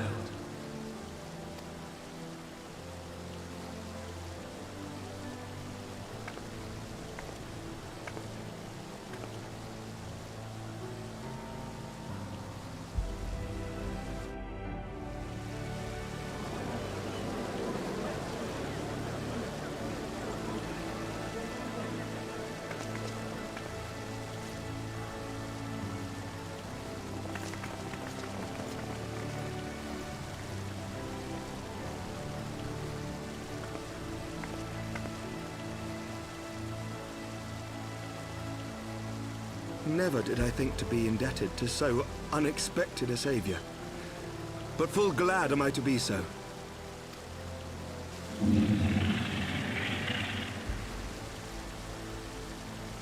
Friend of Izel, warrior of warriors, I had hoped to meet with thee.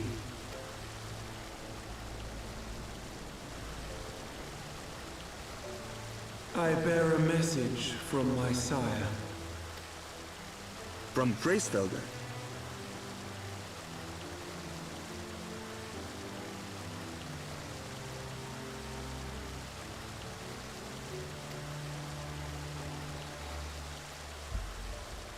Upon returning to our lands, Nidhogg's shade did sing unto his brood, and they for skies unknown did then take wing. This thou must know, for your fates are inextricably bound. What of Estinian? Is he truly lost to us? Such matters are beyond my ken. I but bear my father's words. Take from them what thou wilt. Fare you well, mortals.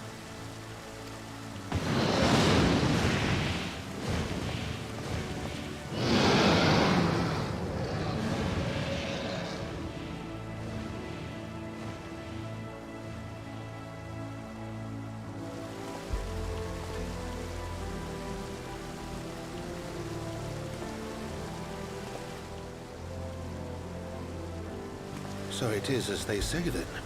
A great white dragon swooped down from the heavens to rescue an innocent child. A most unexpected turn of events, but not an unwelcome one. The people will not soon forget this day. Yet how will they choose to remember it, Sir Emmerich? And will these events serve to bring man and dragon closer together, or drive a deeper wedge between brothers? After 1,000 years, the world these men once knew is changing, and with ungentle swiftness to boot. Though their actions are misguided, their sentiments are only to be expected. You may be sure that others will rally to their cause. I share your desire for a lasting peace with the Jovanians, I do. But I would not see it built on the bones of our countrymen, nor on our own.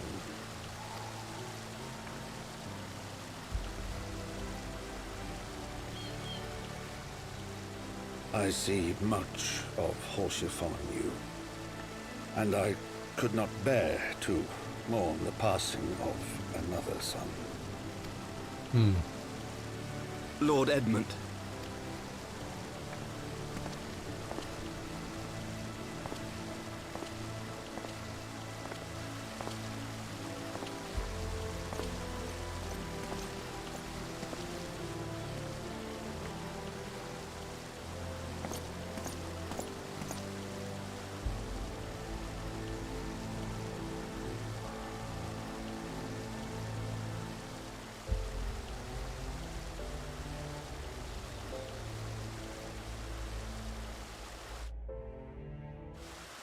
Lord Edmund does seem like the kind who would adopt him, now that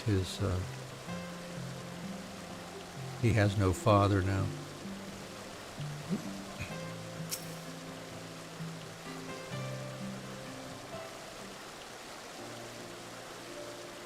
This has been a day of surprises, has it not? 'Tis but a pity Vidofnir could not stay longer. Yes, I think it's fair to say that she timed her departure rather less well than her arrival. Well timed scarcely does it justice, but one moment later would have been a moment too late. Let us pray that the Ishgardians who yet harbored doubts will take these events to heart and accept the truth of Sir Emmerich's words. Well, 'tis only meet that I inform Tataru of what has occurred here. If you have need of me, I shall be at Fortom Manor. Allow me to accompany you. Tataru would never forgive me if I left for the Rising Stones without saying goodbye.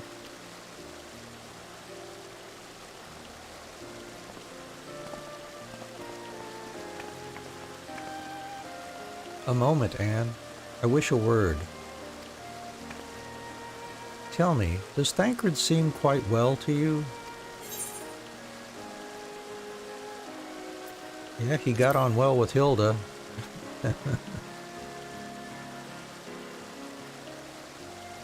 Of that I have no doubt. His time in the wilderness did not deprive him of his charm. But that is neither here nor there. What concerns me is his etheric flow, which I fear has been irreparably disrupted. As a result, I strongly suspect that his ability to manipulate ether has been compromised. Simply put, Thancred may no longer be able to wield magics. It would do much to explain why he chose to remain within the wilderness instead of seeking us out. He would have been compelled to rely solely on traditional methods of travel, significantly prolonging his journey. And when he learned that a nearby beast tribe was making preparations to summon a primal, it may well have seemed more sensible to wait. But this is still little more than speculation. Until I have proof, pray speak no word of it. Right then, I should be on my way. Krile may have charmed Master Matoya for now, but who can say how long it will last?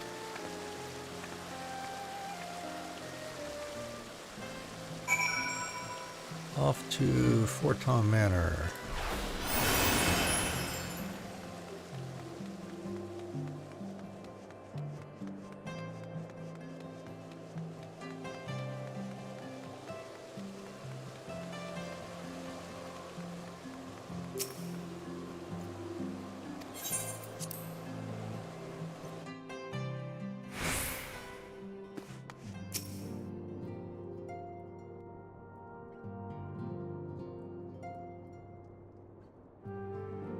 That Vidofnir should chance to arrive even as the girl fell.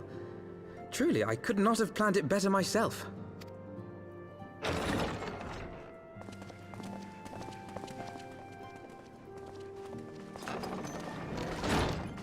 Ah, good. We were afraid you might have left.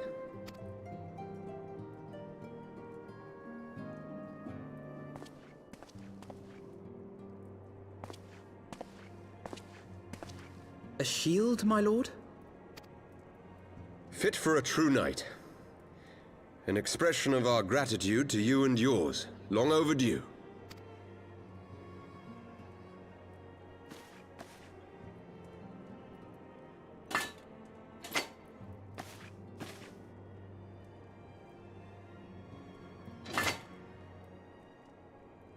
But there is something else I would discuss ere you part.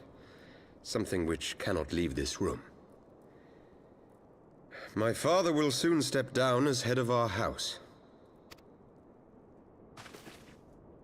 Sir Emeric was not the only one to fall under suspicion following the death of the Archbishop. There are some who believe my father complicit in a coup d'etat. Thus he intends to renounce his title to absolve our house of suspicion and secure the support of our peers. Surely there must be another way to convince Houses Durandare and Zamail. So I said to him. Alas, he will not budge.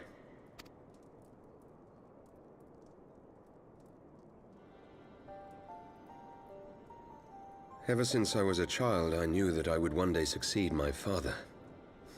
The thought of it filled me with pride. Yet once I learned the day was at hand, my heart was filled with naught but dread. Our legacy is built upon the lies of our forefathers.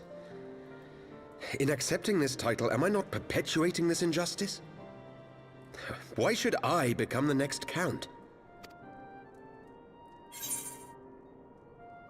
A knight lives to serve.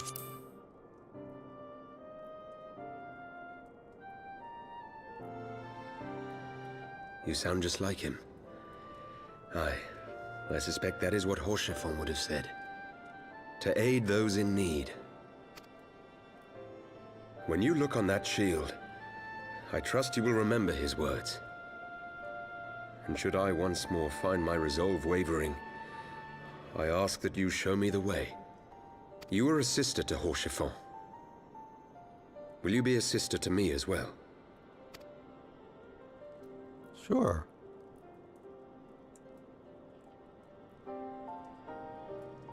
Come, Manalaine. There's much to be done. For Father, and for Sir Emeric, and for Ishgard.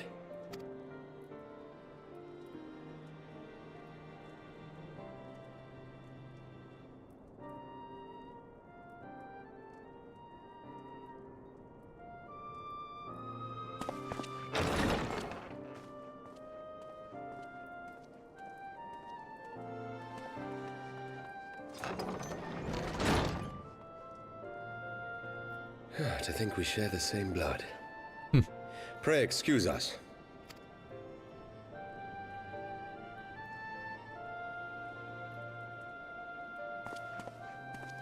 Those were the days of promises and vows, of tentative first steps into an uncertain future.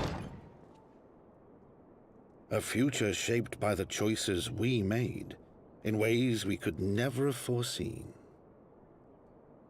Born of good and evil, of light and darkness, and shepherded by our hand. Be it for weal, or be it for woe. From the memoirs of Count Edmond de Fortam, Heavensward, as goes light, so goes darkness.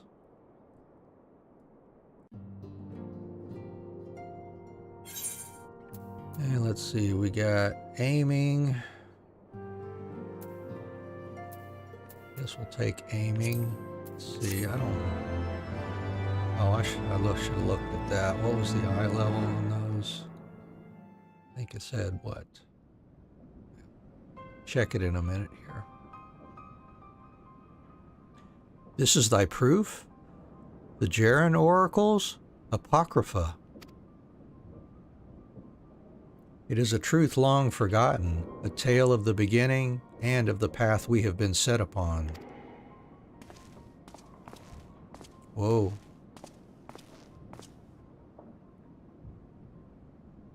Our fates were ordained long ago, Archon. The Garleans are no exception, nor the Triad. You know what must be done.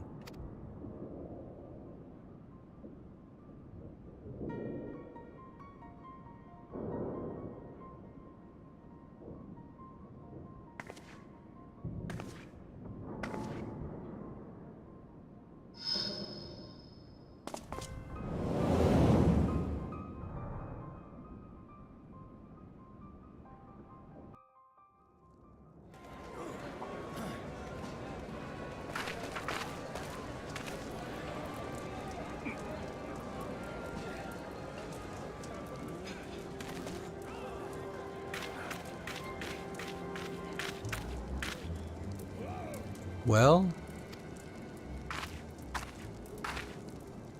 everyone has their orders. The masks will attack as soon as all units are in position. The Imperials won't know what hit them. I fear it will be bloody. By Ralgar, it had better be. We cannot stay here forever, Ida. We have other responsibilities. I know full well what my responsibilities are, and I mean to fulfill them, every one.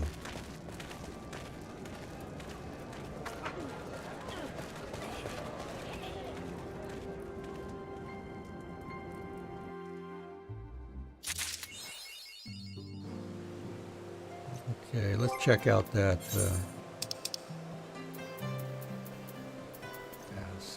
oh, the shield went to my inventory. I better check it. Oh, I have a wind-up Horschiffon I haven't used here. And that is, what, eye level 240. Let's see, what are these eye levels? 255. Yeah, it won't override the gear, even if I was able to use them.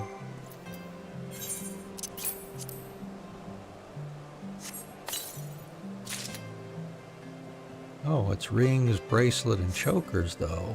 Ooh, okay. Yep. Why is that brand... Oh, I only have one ring. And, of course, the earring doesn't get used. I've still got this brand new ring from level 1. I should update that sometime. Alright, well, anyways, that got us to eye level 233 there. That updating that ring would certainly help. The eye level anyways. I think I will go do that here in just a moment. Let's see what's next.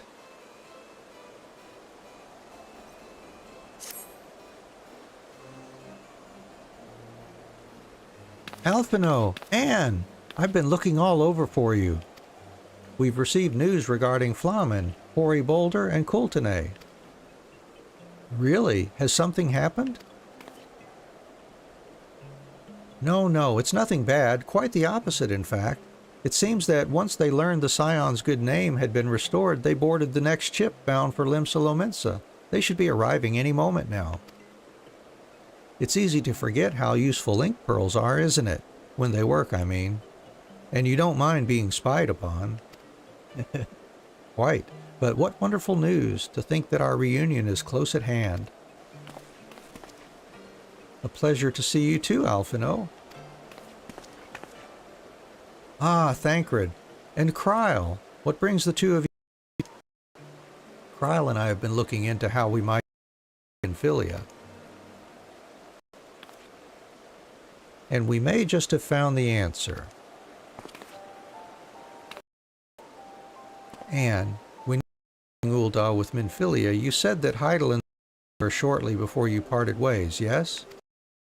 Well, assuming that is true, and I suspect that it is not, it's reasonable to conclude that Hydaelyn commanded her to that is to say, the Mother Crystal directly interceded with Minfilia. Admittedly, this is all still quite hypothetical. Suppose that such intervention, however subtle, surely leaves some residual trace. Lingering disturbance in the ether, or ripple, if you will. In order to establish the existence of such ripples, of course, will require suitable data. Fortunately, I know where such data can be found.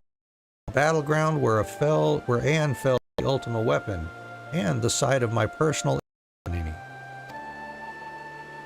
It was there that Hydaelyn intervened to shield her from the magic invoked. Kryle and I will infiltrate the castrum and analyze the ether therein.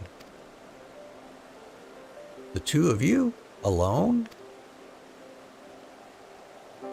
I have a proven knack for subterfuge, and I am confident there will be sufficient nooks and crannies in which to hide Kryle while the patrols pass.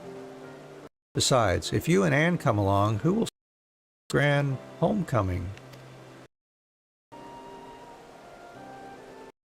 When you put it like that, very well, I will trust in your plan. I know not whether this data will yield a means to find Minfilia, but it will at the very least eliminate another avenue of inquiry. Tataru and I will return to the Rising Stones and make preparations for our comrades' return. Might I impose upon you to meet them at the Lominsan docks? Sure. Then I shall see the four of you at the Rising Stones. Safe travels!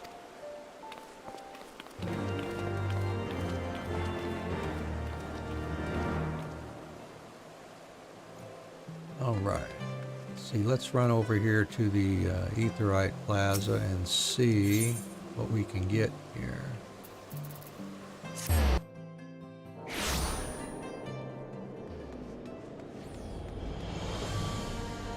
Not sure. Can we get physical range DPS? Yeah, I can get some Shire. Ooh, I could get Shire gear too for my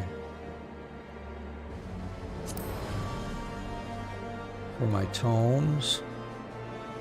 But I won't spend it on that. I just want the ring, actually.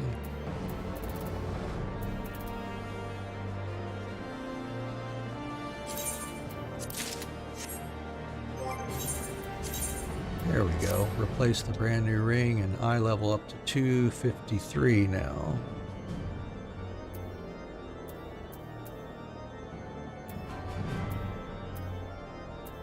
That's 270. Oh, that ring is 240. Oh, these are 240s. Okay. Well, if we need to bump our eye level for any reason, we'll come back here later. And that shield I need to get in my armory chest. Let's see, let's dump some stuff here. We'll desynth some things and make some room.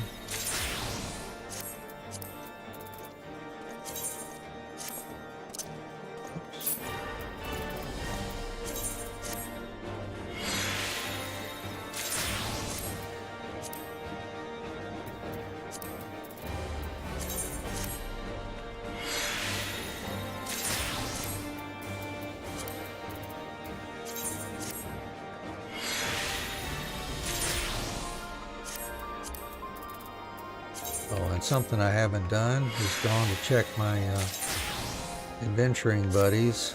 I have a squadron now I can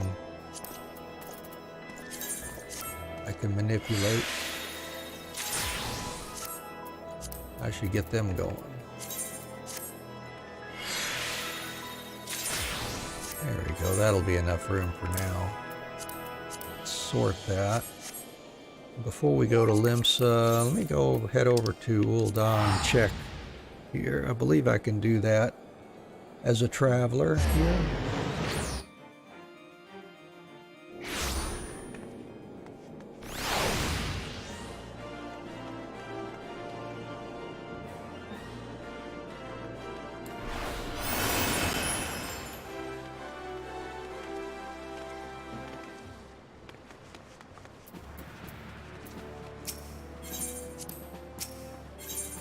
Yeah. Alright, so we acquired at least one recruit, I guess a stream or two ago. Good news, Commander, we've received new enlistment papers. I've left them on your desk for review when you have a free moment. If you'd prefer, however, I can arrange for you to meet any potential new recruits face to face. I always like to look a soldier in the eye myself. Yeah, we've got a little level 1 thaumaturge. Alright.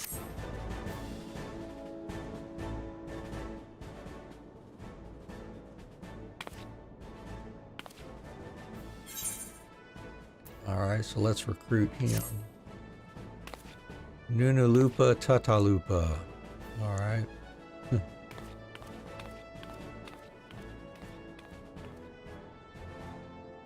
The squadron is now 4 strong, which means we're ready for deployment, sir.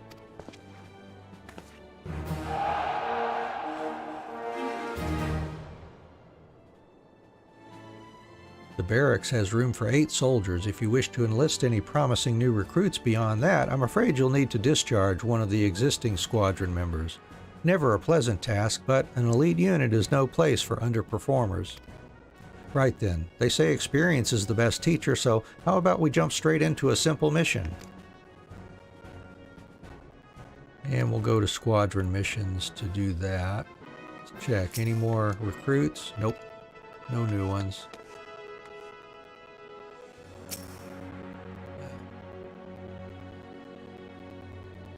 And welcome to the chat. Welcome to the stream. We hope you're doing all right today. If you got any comments or suggestions, please drop them down in the chat. We'd love to hear from you. That's what we're here for today. Just playing through the game and chatting with you. Anything on your mind? Hope you're doing okay. Greetings, Commander. The squadron is eager to receive your next orders. Squadron missions. Ah, our fledgling squadron's first deployment. Now, ordinarily, I would offer you a list of pre-approved duties to choose from, but I've taken the liberty of arranging a simple mission to ease the recruits into their roles. All you need to do is confirm the squadron members and give the signal to deploy. So we'll select them and then do deploy. Alright, so they're already in there. We'll do the easy city patrol initial mission first. It'll be done in an hour. The order has been given, Commander. The squadron is mission bound. I should also mention that each deployment is funded by company seals.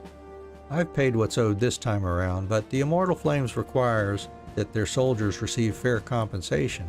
For future deployments, you'll need to pay the recruits yourself, Commander.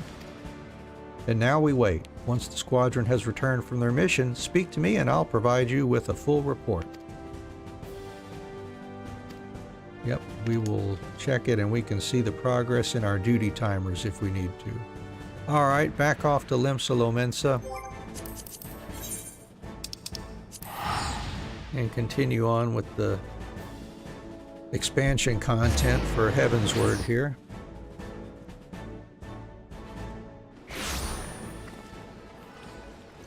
And let's see, where is Flamen?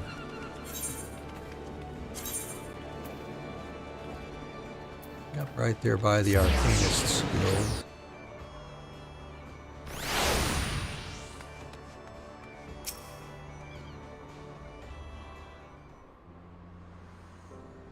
Oh, Anne, how have you been?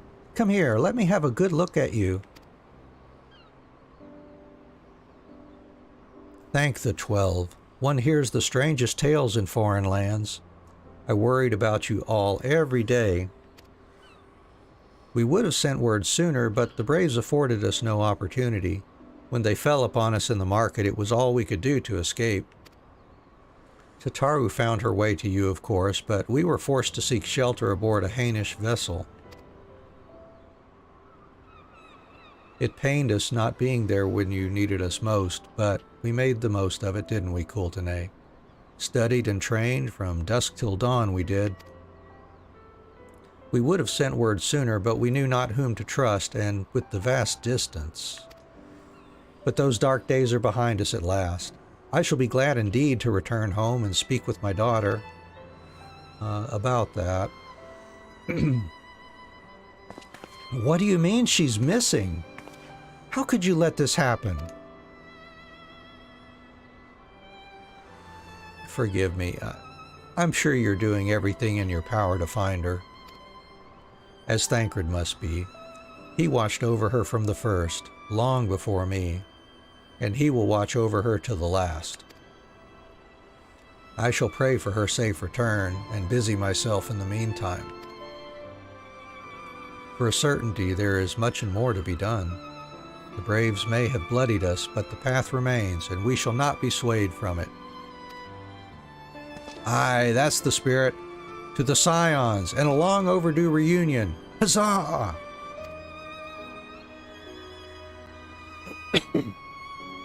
Well, there you have it. To the Rising Stones.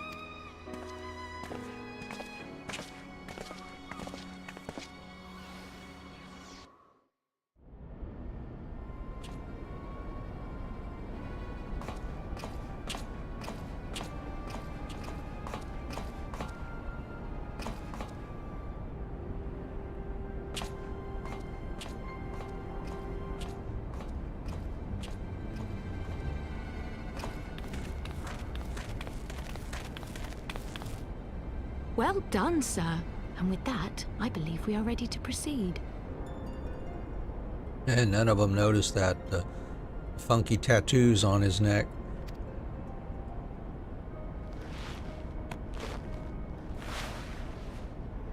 Let us be about our business then.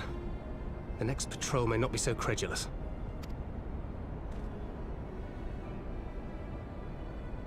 Why must you be so disappointingly brusque? You're not at all as Minfilia described, you know. I don't think you favored me with so much as a single compliment since we set out. Tell me, did your time in the wilderness sap you of all your charm? Or are you holding it in reserve for your beloved? This is neither the time nor the place. Well, call me old-fashioned, but when I'm risking life and limb infiltrating an Imperial castrum, I like to be sure of my comrades' motivations.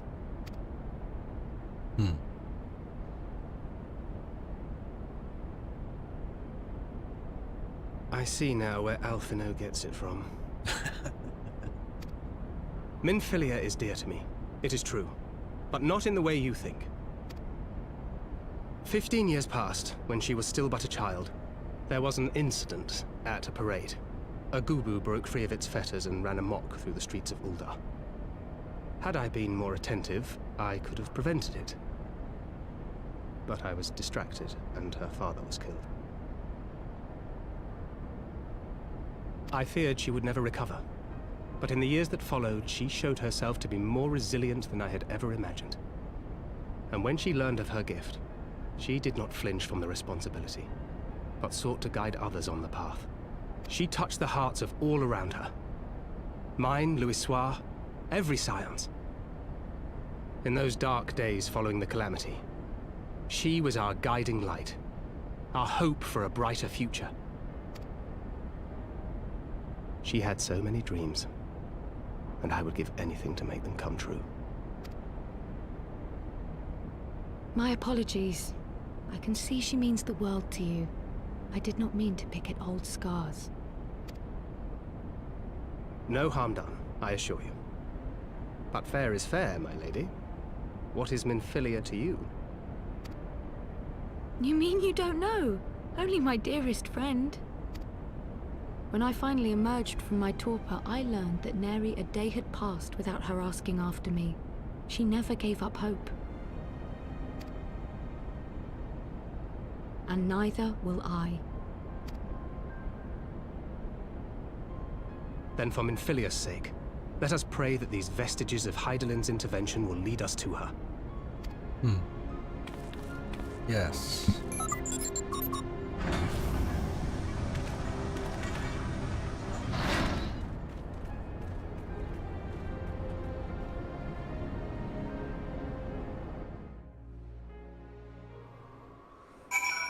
All right, off to Revenant's Toll, it looks like.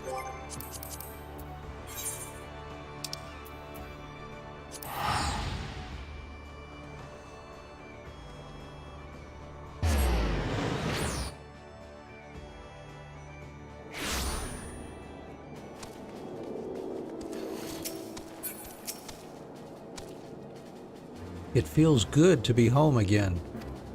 To think that everyone is waiting for us just beyond those doors. Friends and family with whom we have shared so much. God's helped me, but the older I get, the more sentimental I become. Come, let us not keep them waiting.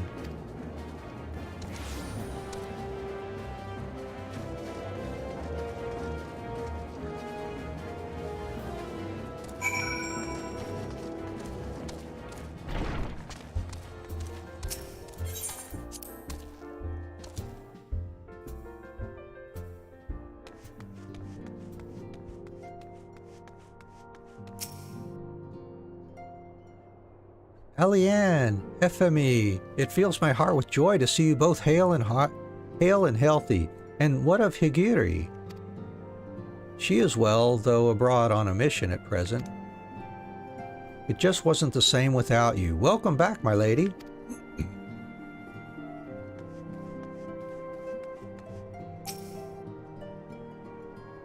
We could do with more of that around here. Heartfelt reunions with stalwart companions. Brings a bloody tear to the eye.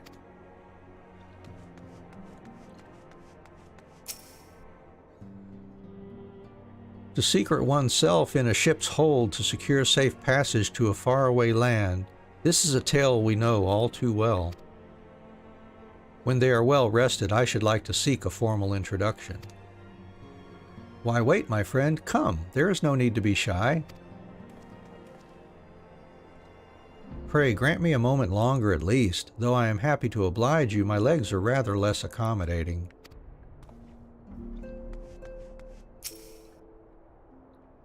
Ochre, what in the seven hells drove my little brother to come to Mordona? Why you, brother? You and the Scions, of course. For 1,000 days I trained that I might grow as strong as you, that I might fight alongside you.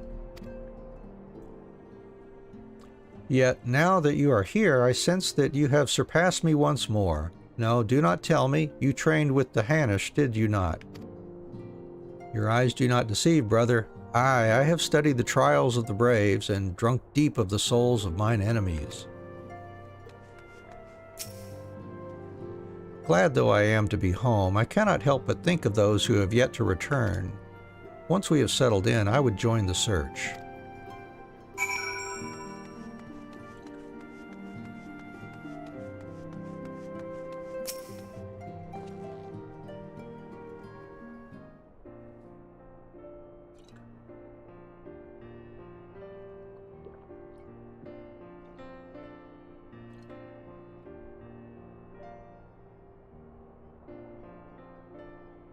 It's been so long since I've seen them all like this.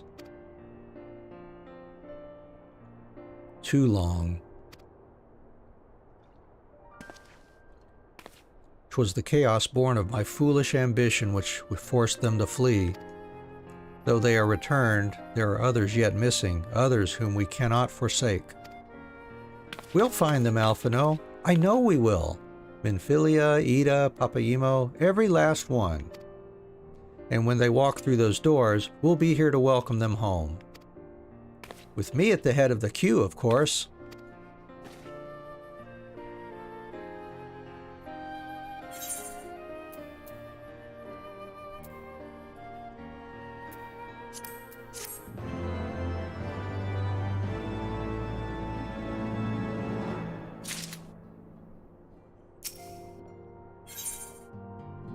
Ooh, I'm gonna get a little Poro Rogo here.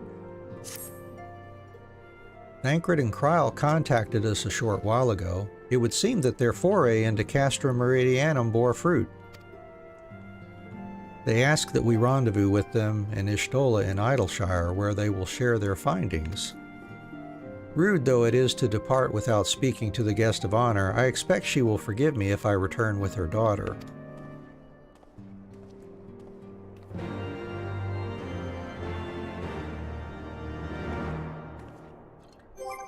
Right, so we need to rendezvous with Kryl over in Idleshire.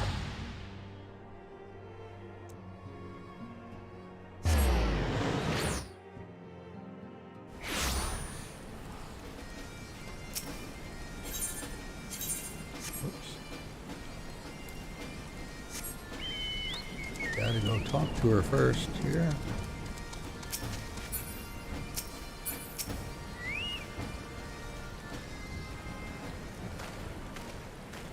My apologies. I see I am the last to arrive. So, what news have you for us? Well, as we postulated, there were indeed what appeared to be the remnants of an unexplained disturbance in the ether at the scene of the Ultima weapon's destruction. A ripple at odds with the presiding pattern.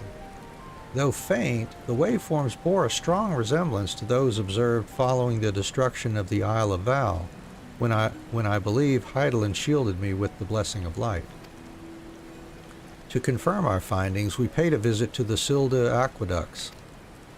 There we detected the same waveform, but orders of magnitude larger, as one would expect of a more recent disturbance. Hydaelyn. There is no other explanation. But there is more. When I studied the site where Ishtola used flow, it appeared that not 2 but 3 beings had been affected. Yet, unlike Ishtola and Thancred, there was no trail to follow. Our unknown third party was simply there, and then not there. Now, recall your visions of a vast crystal floating in a sea of ether. Though this too is but a theory, studies of gifted subjects suggest that, when communicating with Hydaelyn, we briefly leave our bodies behind. So, let us consider the facts. 1. Hydaelyn interceded. 2. A third being was caught in Ishtola's flow and vanished without a trace. And 3. Hydaelyn may have the capacity to summon the consciousness of gifted individuals to her side. You are implying, I take it, that Hydaelyn guided Minfilia into the compass of my magic, that she might summon her, body and soul, unto the ethereal sea? In which case we must needs continue our search there. For a blessing, the means to do so already exists. I speak of the Antitower, a Sharlayan construction conceived to provide scholars a vantage point over the ethereal sea. Though I know not where its entrance lies, we need only ask its last custodian, a contrary old crone who, for another blessing, refused to join the Exodus. Master Matoya was the keeper of the Antitower? I had no idea. Then our course is clear. We must petition her aid once again.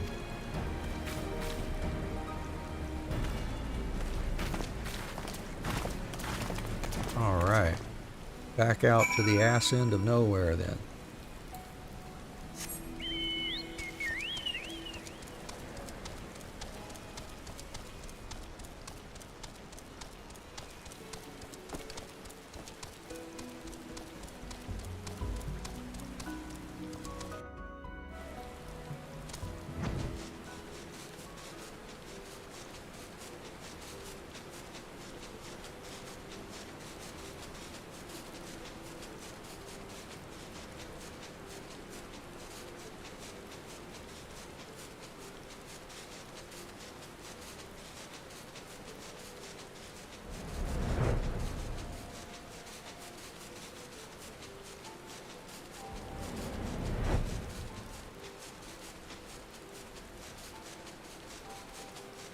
Just another day flying through the Dravanian hinterlands.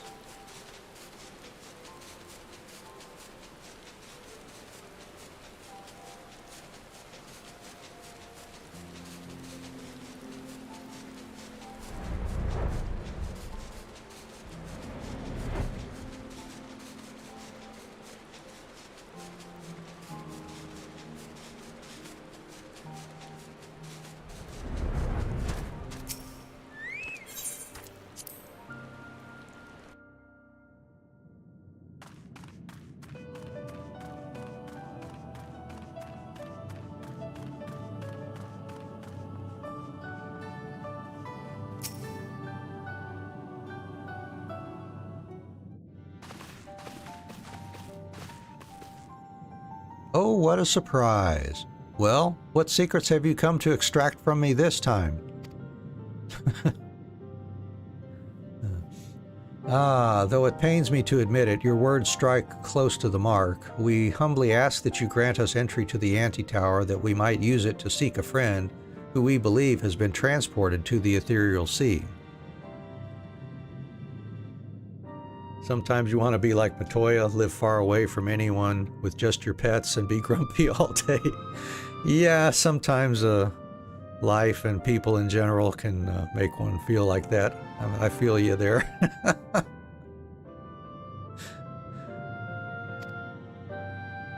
And who told you I could do such a thing, I wonder?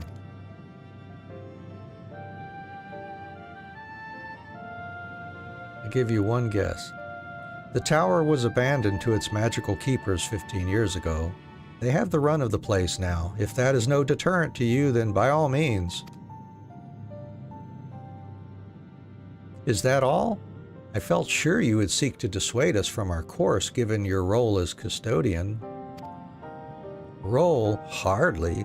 The Forum foisted the title on me. During the Exodus, every entrance to the antitower was sealed save one. That one right there. My role consists of making sure no one with ill intent sneaks through it. Such was the Forum's final order to me. Well, I can remove the wards right now.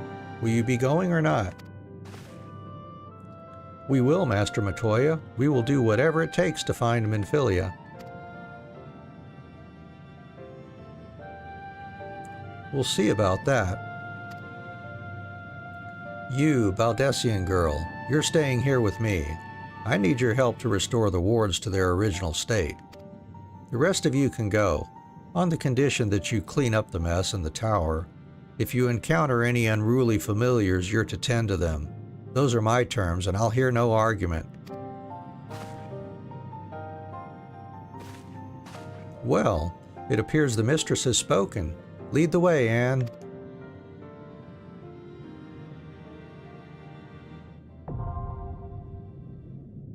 Oh, and that's going to be duty support enabled too. All right. They're getting more and more of them duty enabled, so that's cool. We don't have to wait around for a queue. Jump right into that.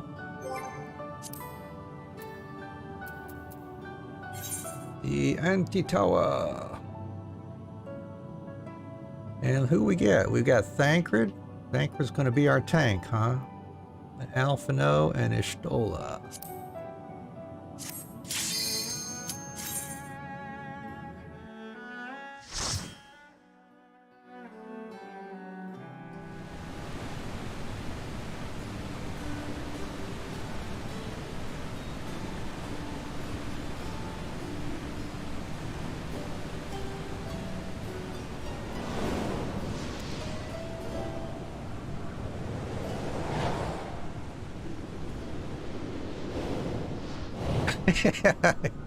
Tancred, yeah, that's right.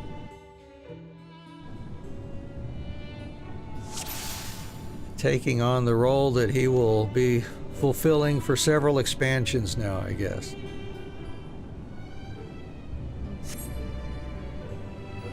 Alright, we're good to go. Oh, now these guys, I should be able to...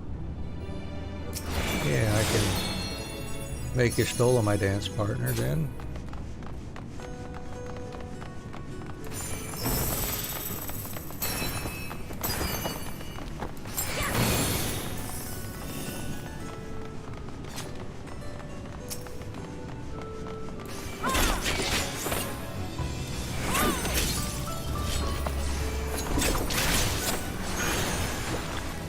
That missed, didn't it?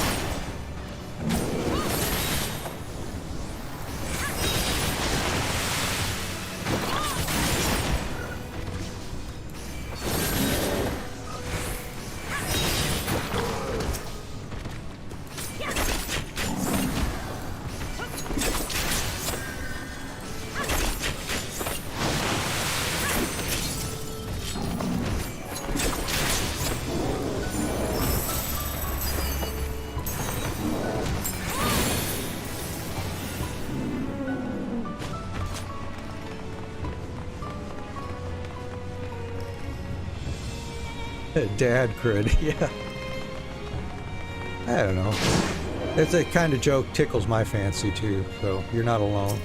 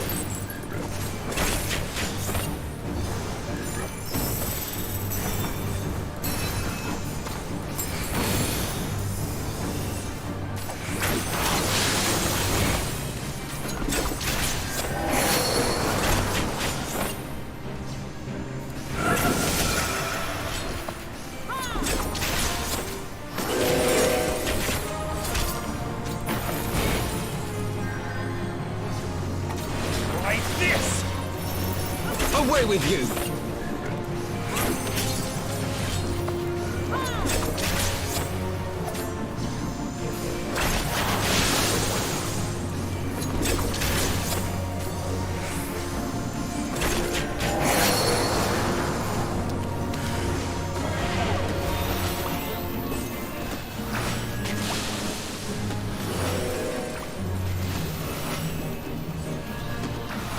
Well, I wasn't paying attention, I guess. Nope, I guess it didn't matter. Alrighty.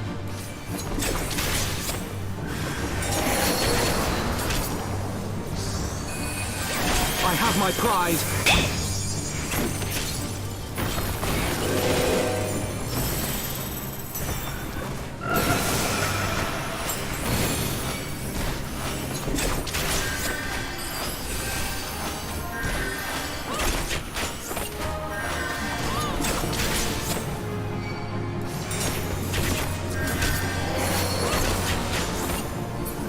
Yeah.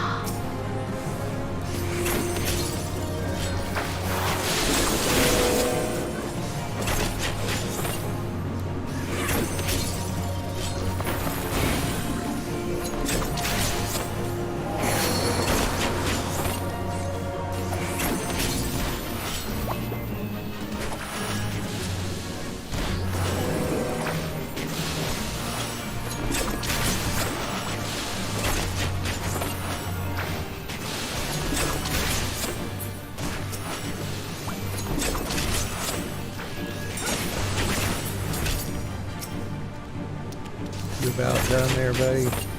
I shall make it quick. There we go.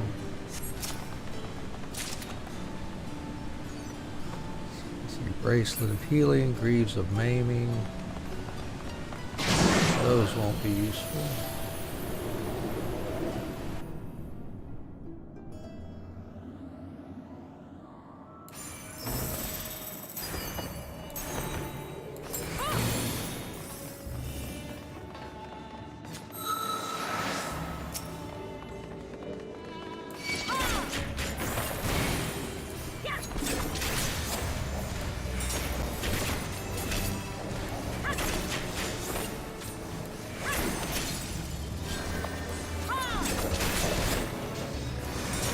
Okay, Thancred, you're not going to turn him away from the rest of us, then I'll go behind.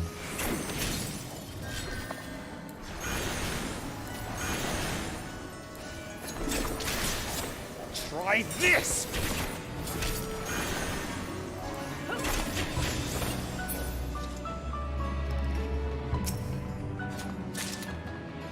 Bracelet of casting. Be good for our black mage, our red mage, I guess.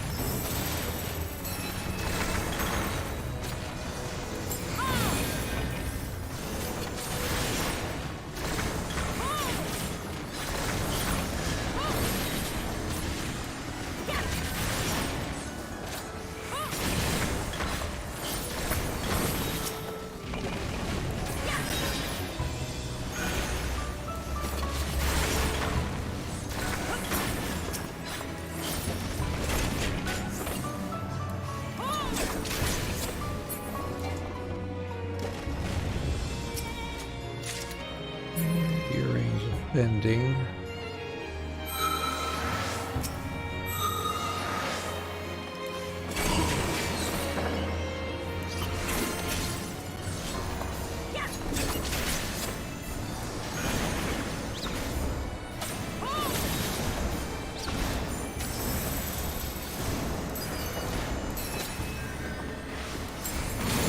Away with you!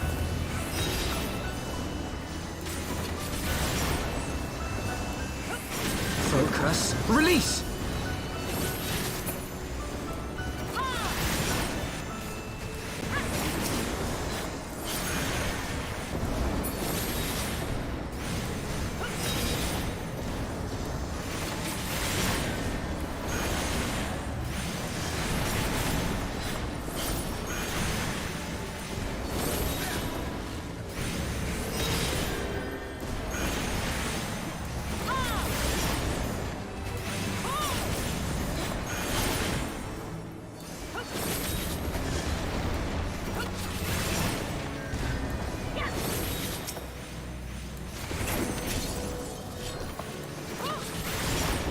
Away with you!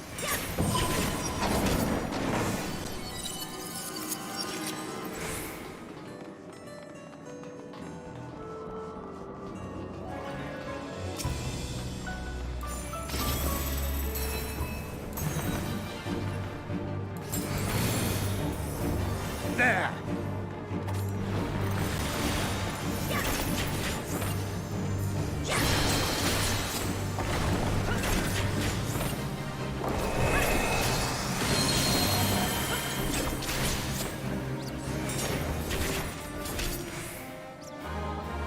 Whoops.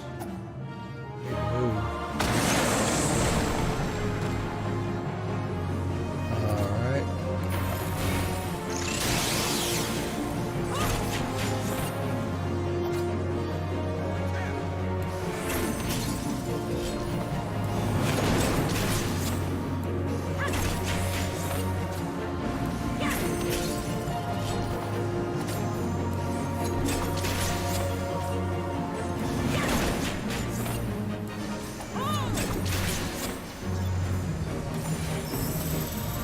Away with you! Try this!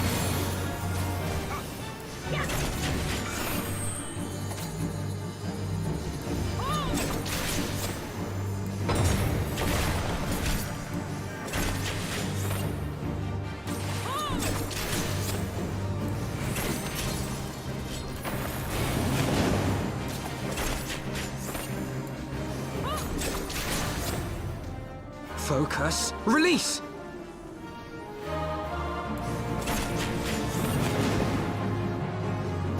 There!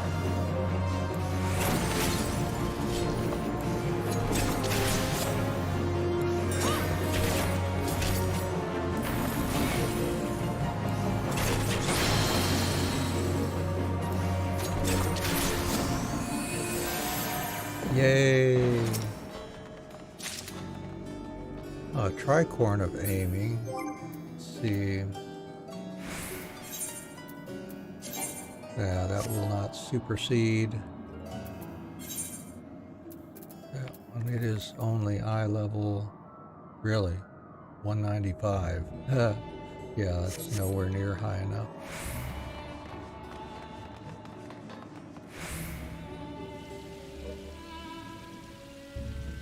Well, I could try it on. See what it looks like. Cool little hat, I guess.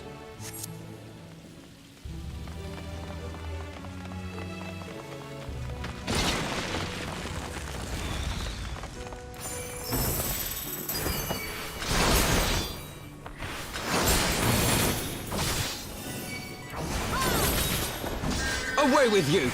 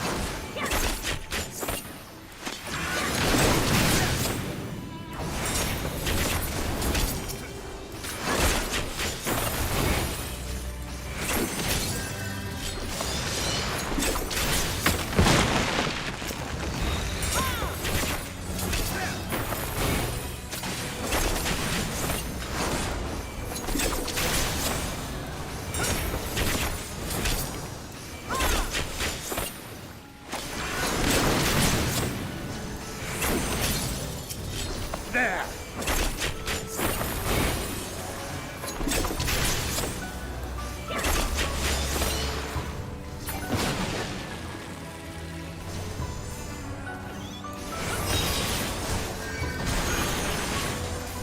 Focus. Release!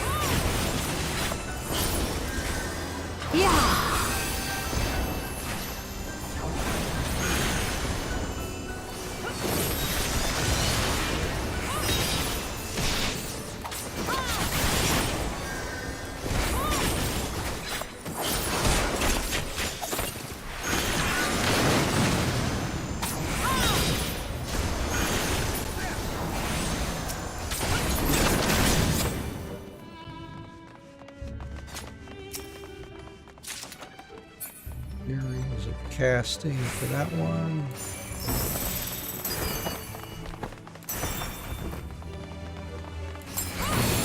Oops, wrong way. Here we go. Ah, the creepy dolls.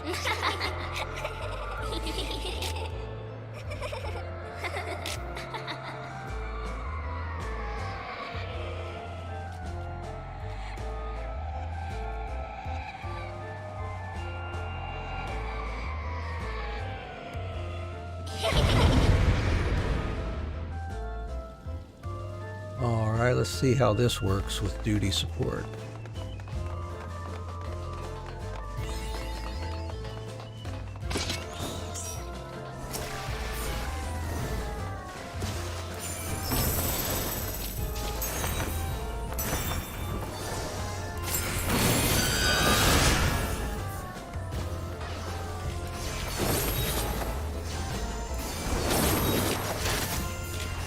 Focus. Release!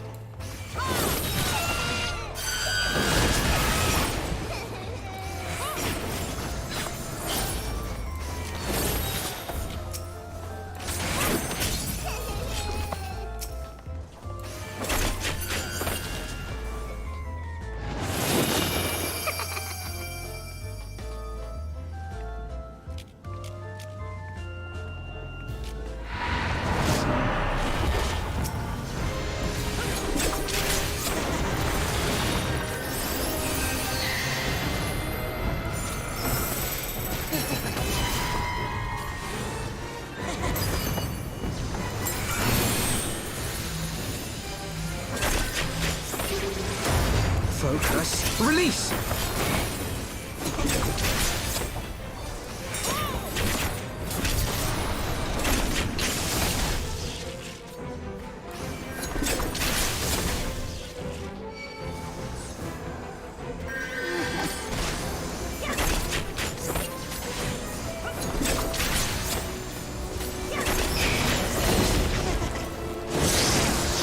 Away with you!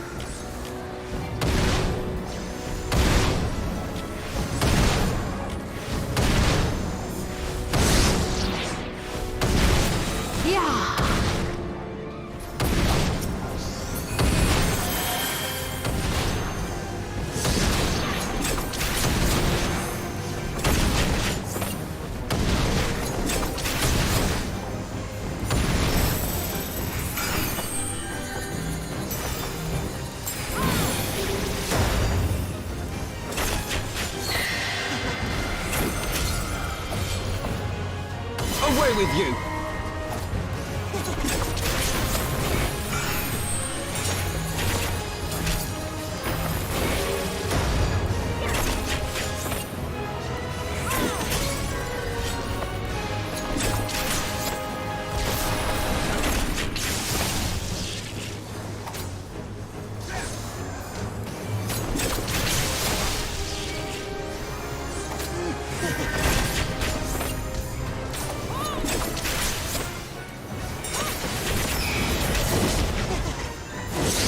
Away with you!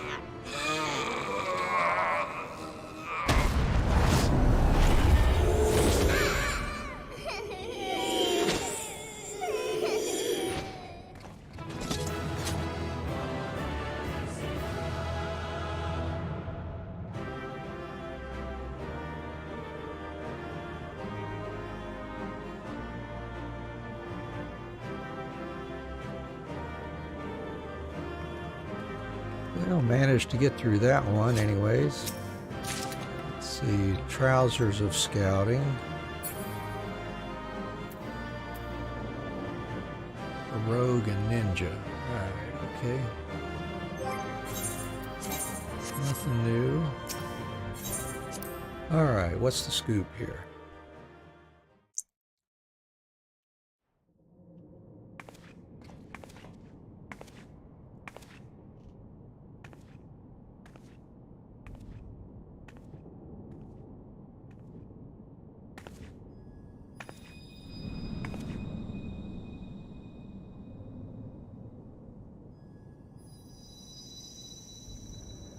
Hear, feel, think.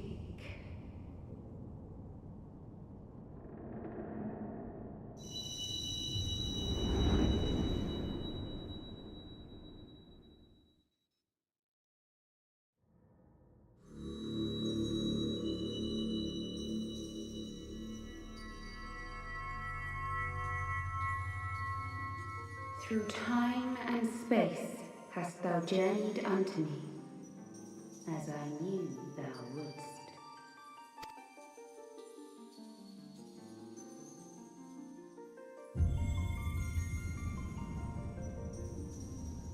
We are the word of the Mother. We, who were once called Minfilia. There she is. Much time hath passed for thee since the bloody banquet, since I hearkened to her word.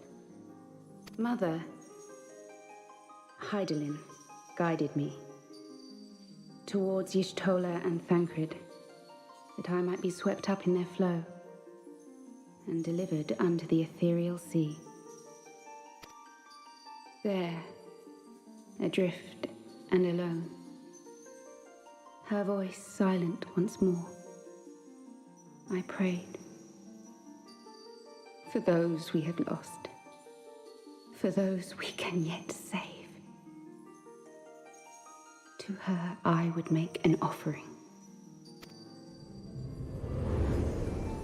We speak now with one voice, one will, one word. Unto thee we bequeath the most precious of gifts, the truth which lieth at the heart of this world. Thus do we beseech thee once more. Hear, feel, think.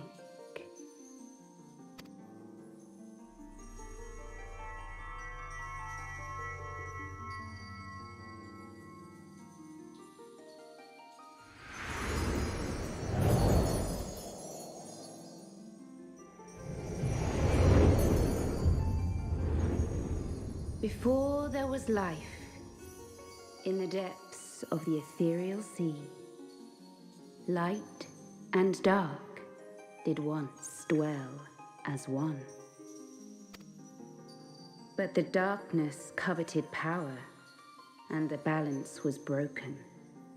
Thus was I forced to banish him unto the distant heavens, to forever remain apart, a moon bound. In sundering the star did we cry out, and the barriers twixt planes chanced to falter.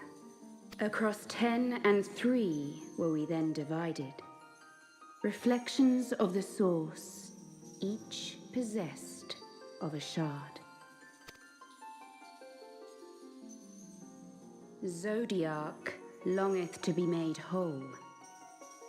For his restoration, for his resurrection, his servants labor without cease. They seek to tear down the barriers which surround the source.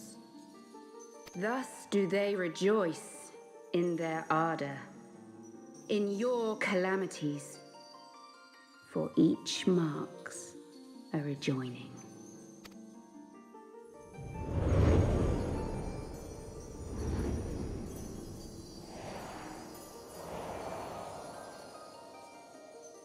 Seven times have they succeeded. 7 times hath the darkness grown stronger. 7 times have I failed. The Ascians cannot be suffered to continue. This is my final.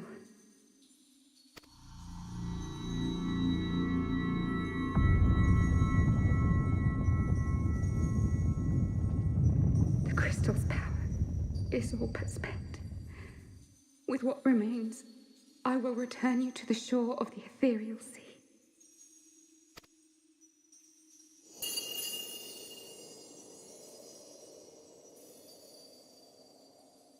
Blessed children, go forth and seek. Seek.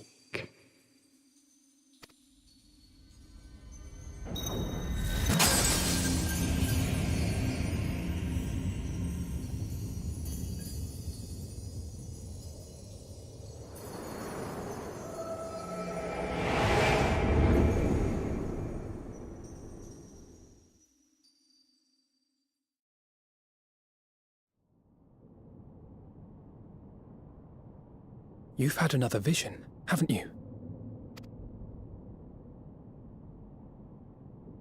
Let us return to Master Matoya's cave. Everyone will wish to hear what you saw.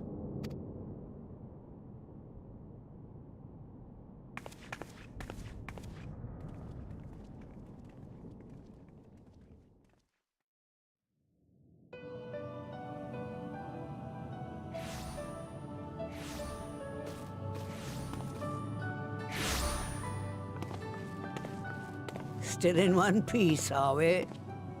Well, did you learn anything?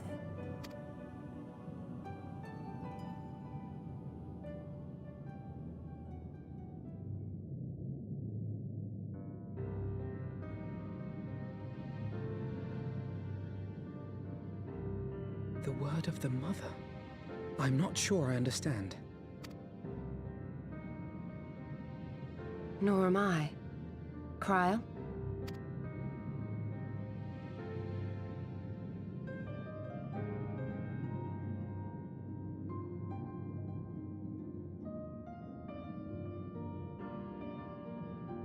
As unbelievable as it sounds, I see no reason to doubt her.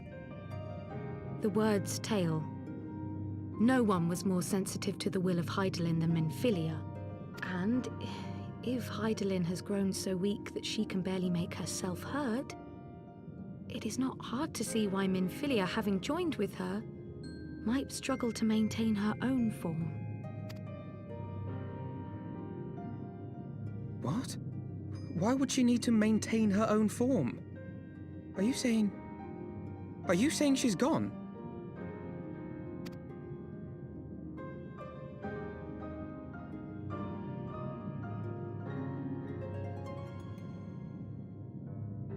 But that cannot be! Not now. Not after all we have accomplished. We were meant to usher in the dawn's light together. She threw herself on the fire to fuel your dawn's light, boy. You'll just have to usher it in on your own. Must you be so ungentle?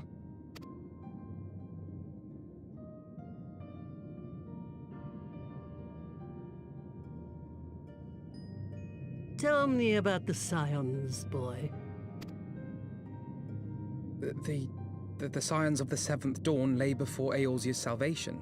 Whenever the realm is threatened, be it by Primal, Ascian, Garlean, or any other, we take up arms in her defense, that all in Eorzea may live to see a brighter tomorrow. And that's very noble of you. But in chasing after these lofty goals of yours, you seem to have lost sight of some basic truths. To win a war, you must be willing to do whatever it takes. To fight, to kill, and if necessary, to die. The path you've chosen is paved with the dead. Walk it with your eyes open, or not at all.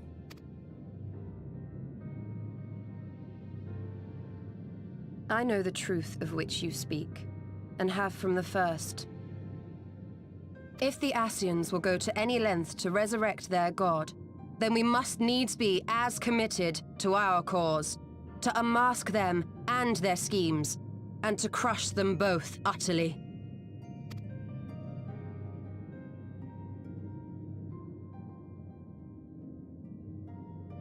Come, there is much to be done. Yes, of course.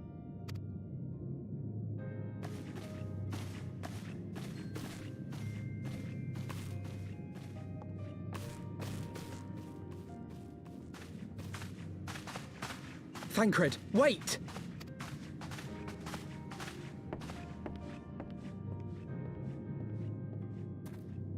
No. No, this is all wrong.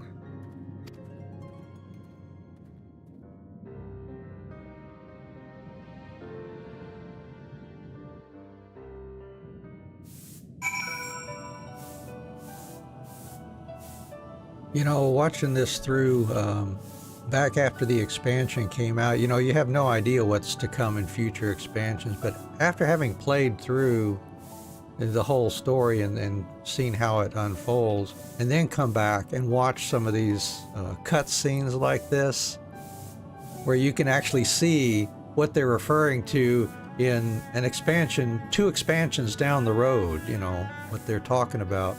I mean, here they're talking about stuff that we'll find out in more about in Shadowbringers before we've even gotten into Stormblood. You know, so it's fascinating. That's why I enjoy going through this again here after all this time and without skipping stuff, because you know, playing through it before, yeah, I have, but I haven't really read the stories or paid much attention to it. It's good to do it again here all the way through. Yeah, you're right about that, Lily. They notice that they seem to be planning 2 expansions ahead on the story, and just knowing what's coming up or what should be coming up, kind of it adds some depth, at least for me, you know, into watching it all again, just without skipping anything here. Really, really exciting.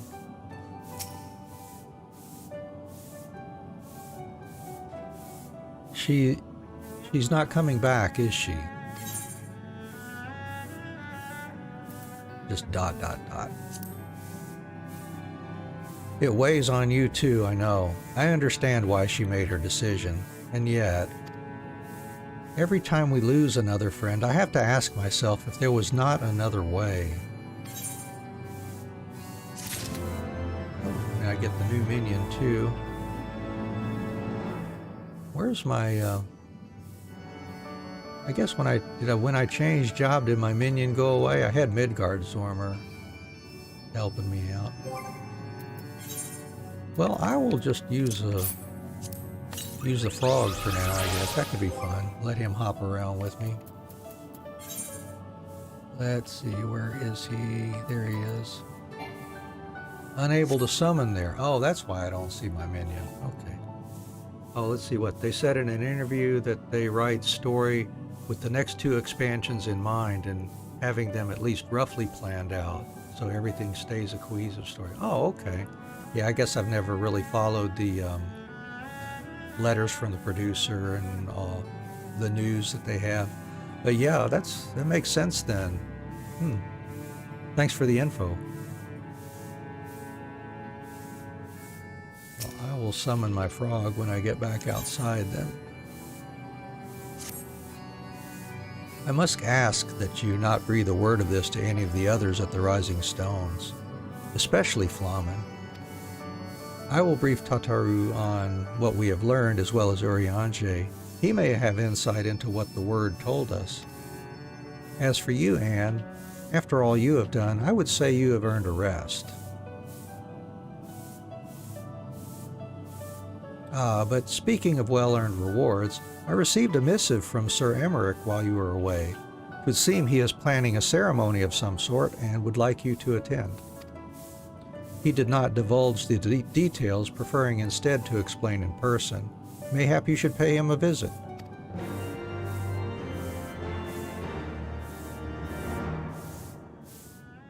And I will head on over to Foundation.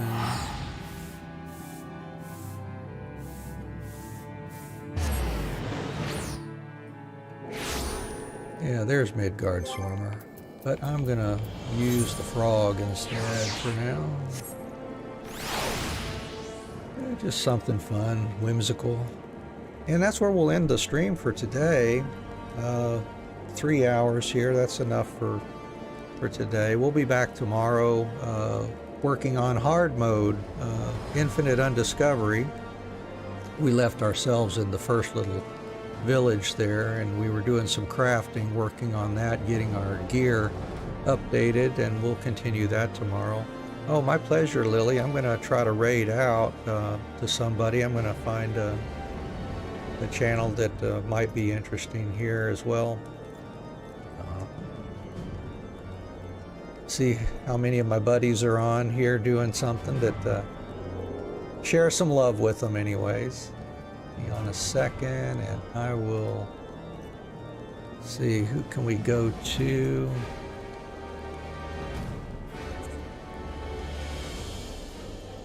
Let's see.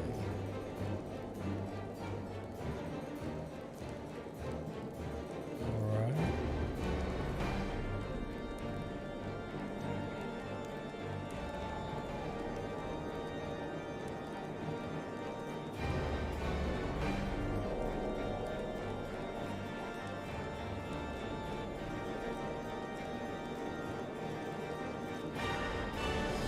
Go to, let's see, panel someone's playing Genshin Impact. Panel someone's playing, got to turn my sound off here on my channel. Alright, getting ready to raid.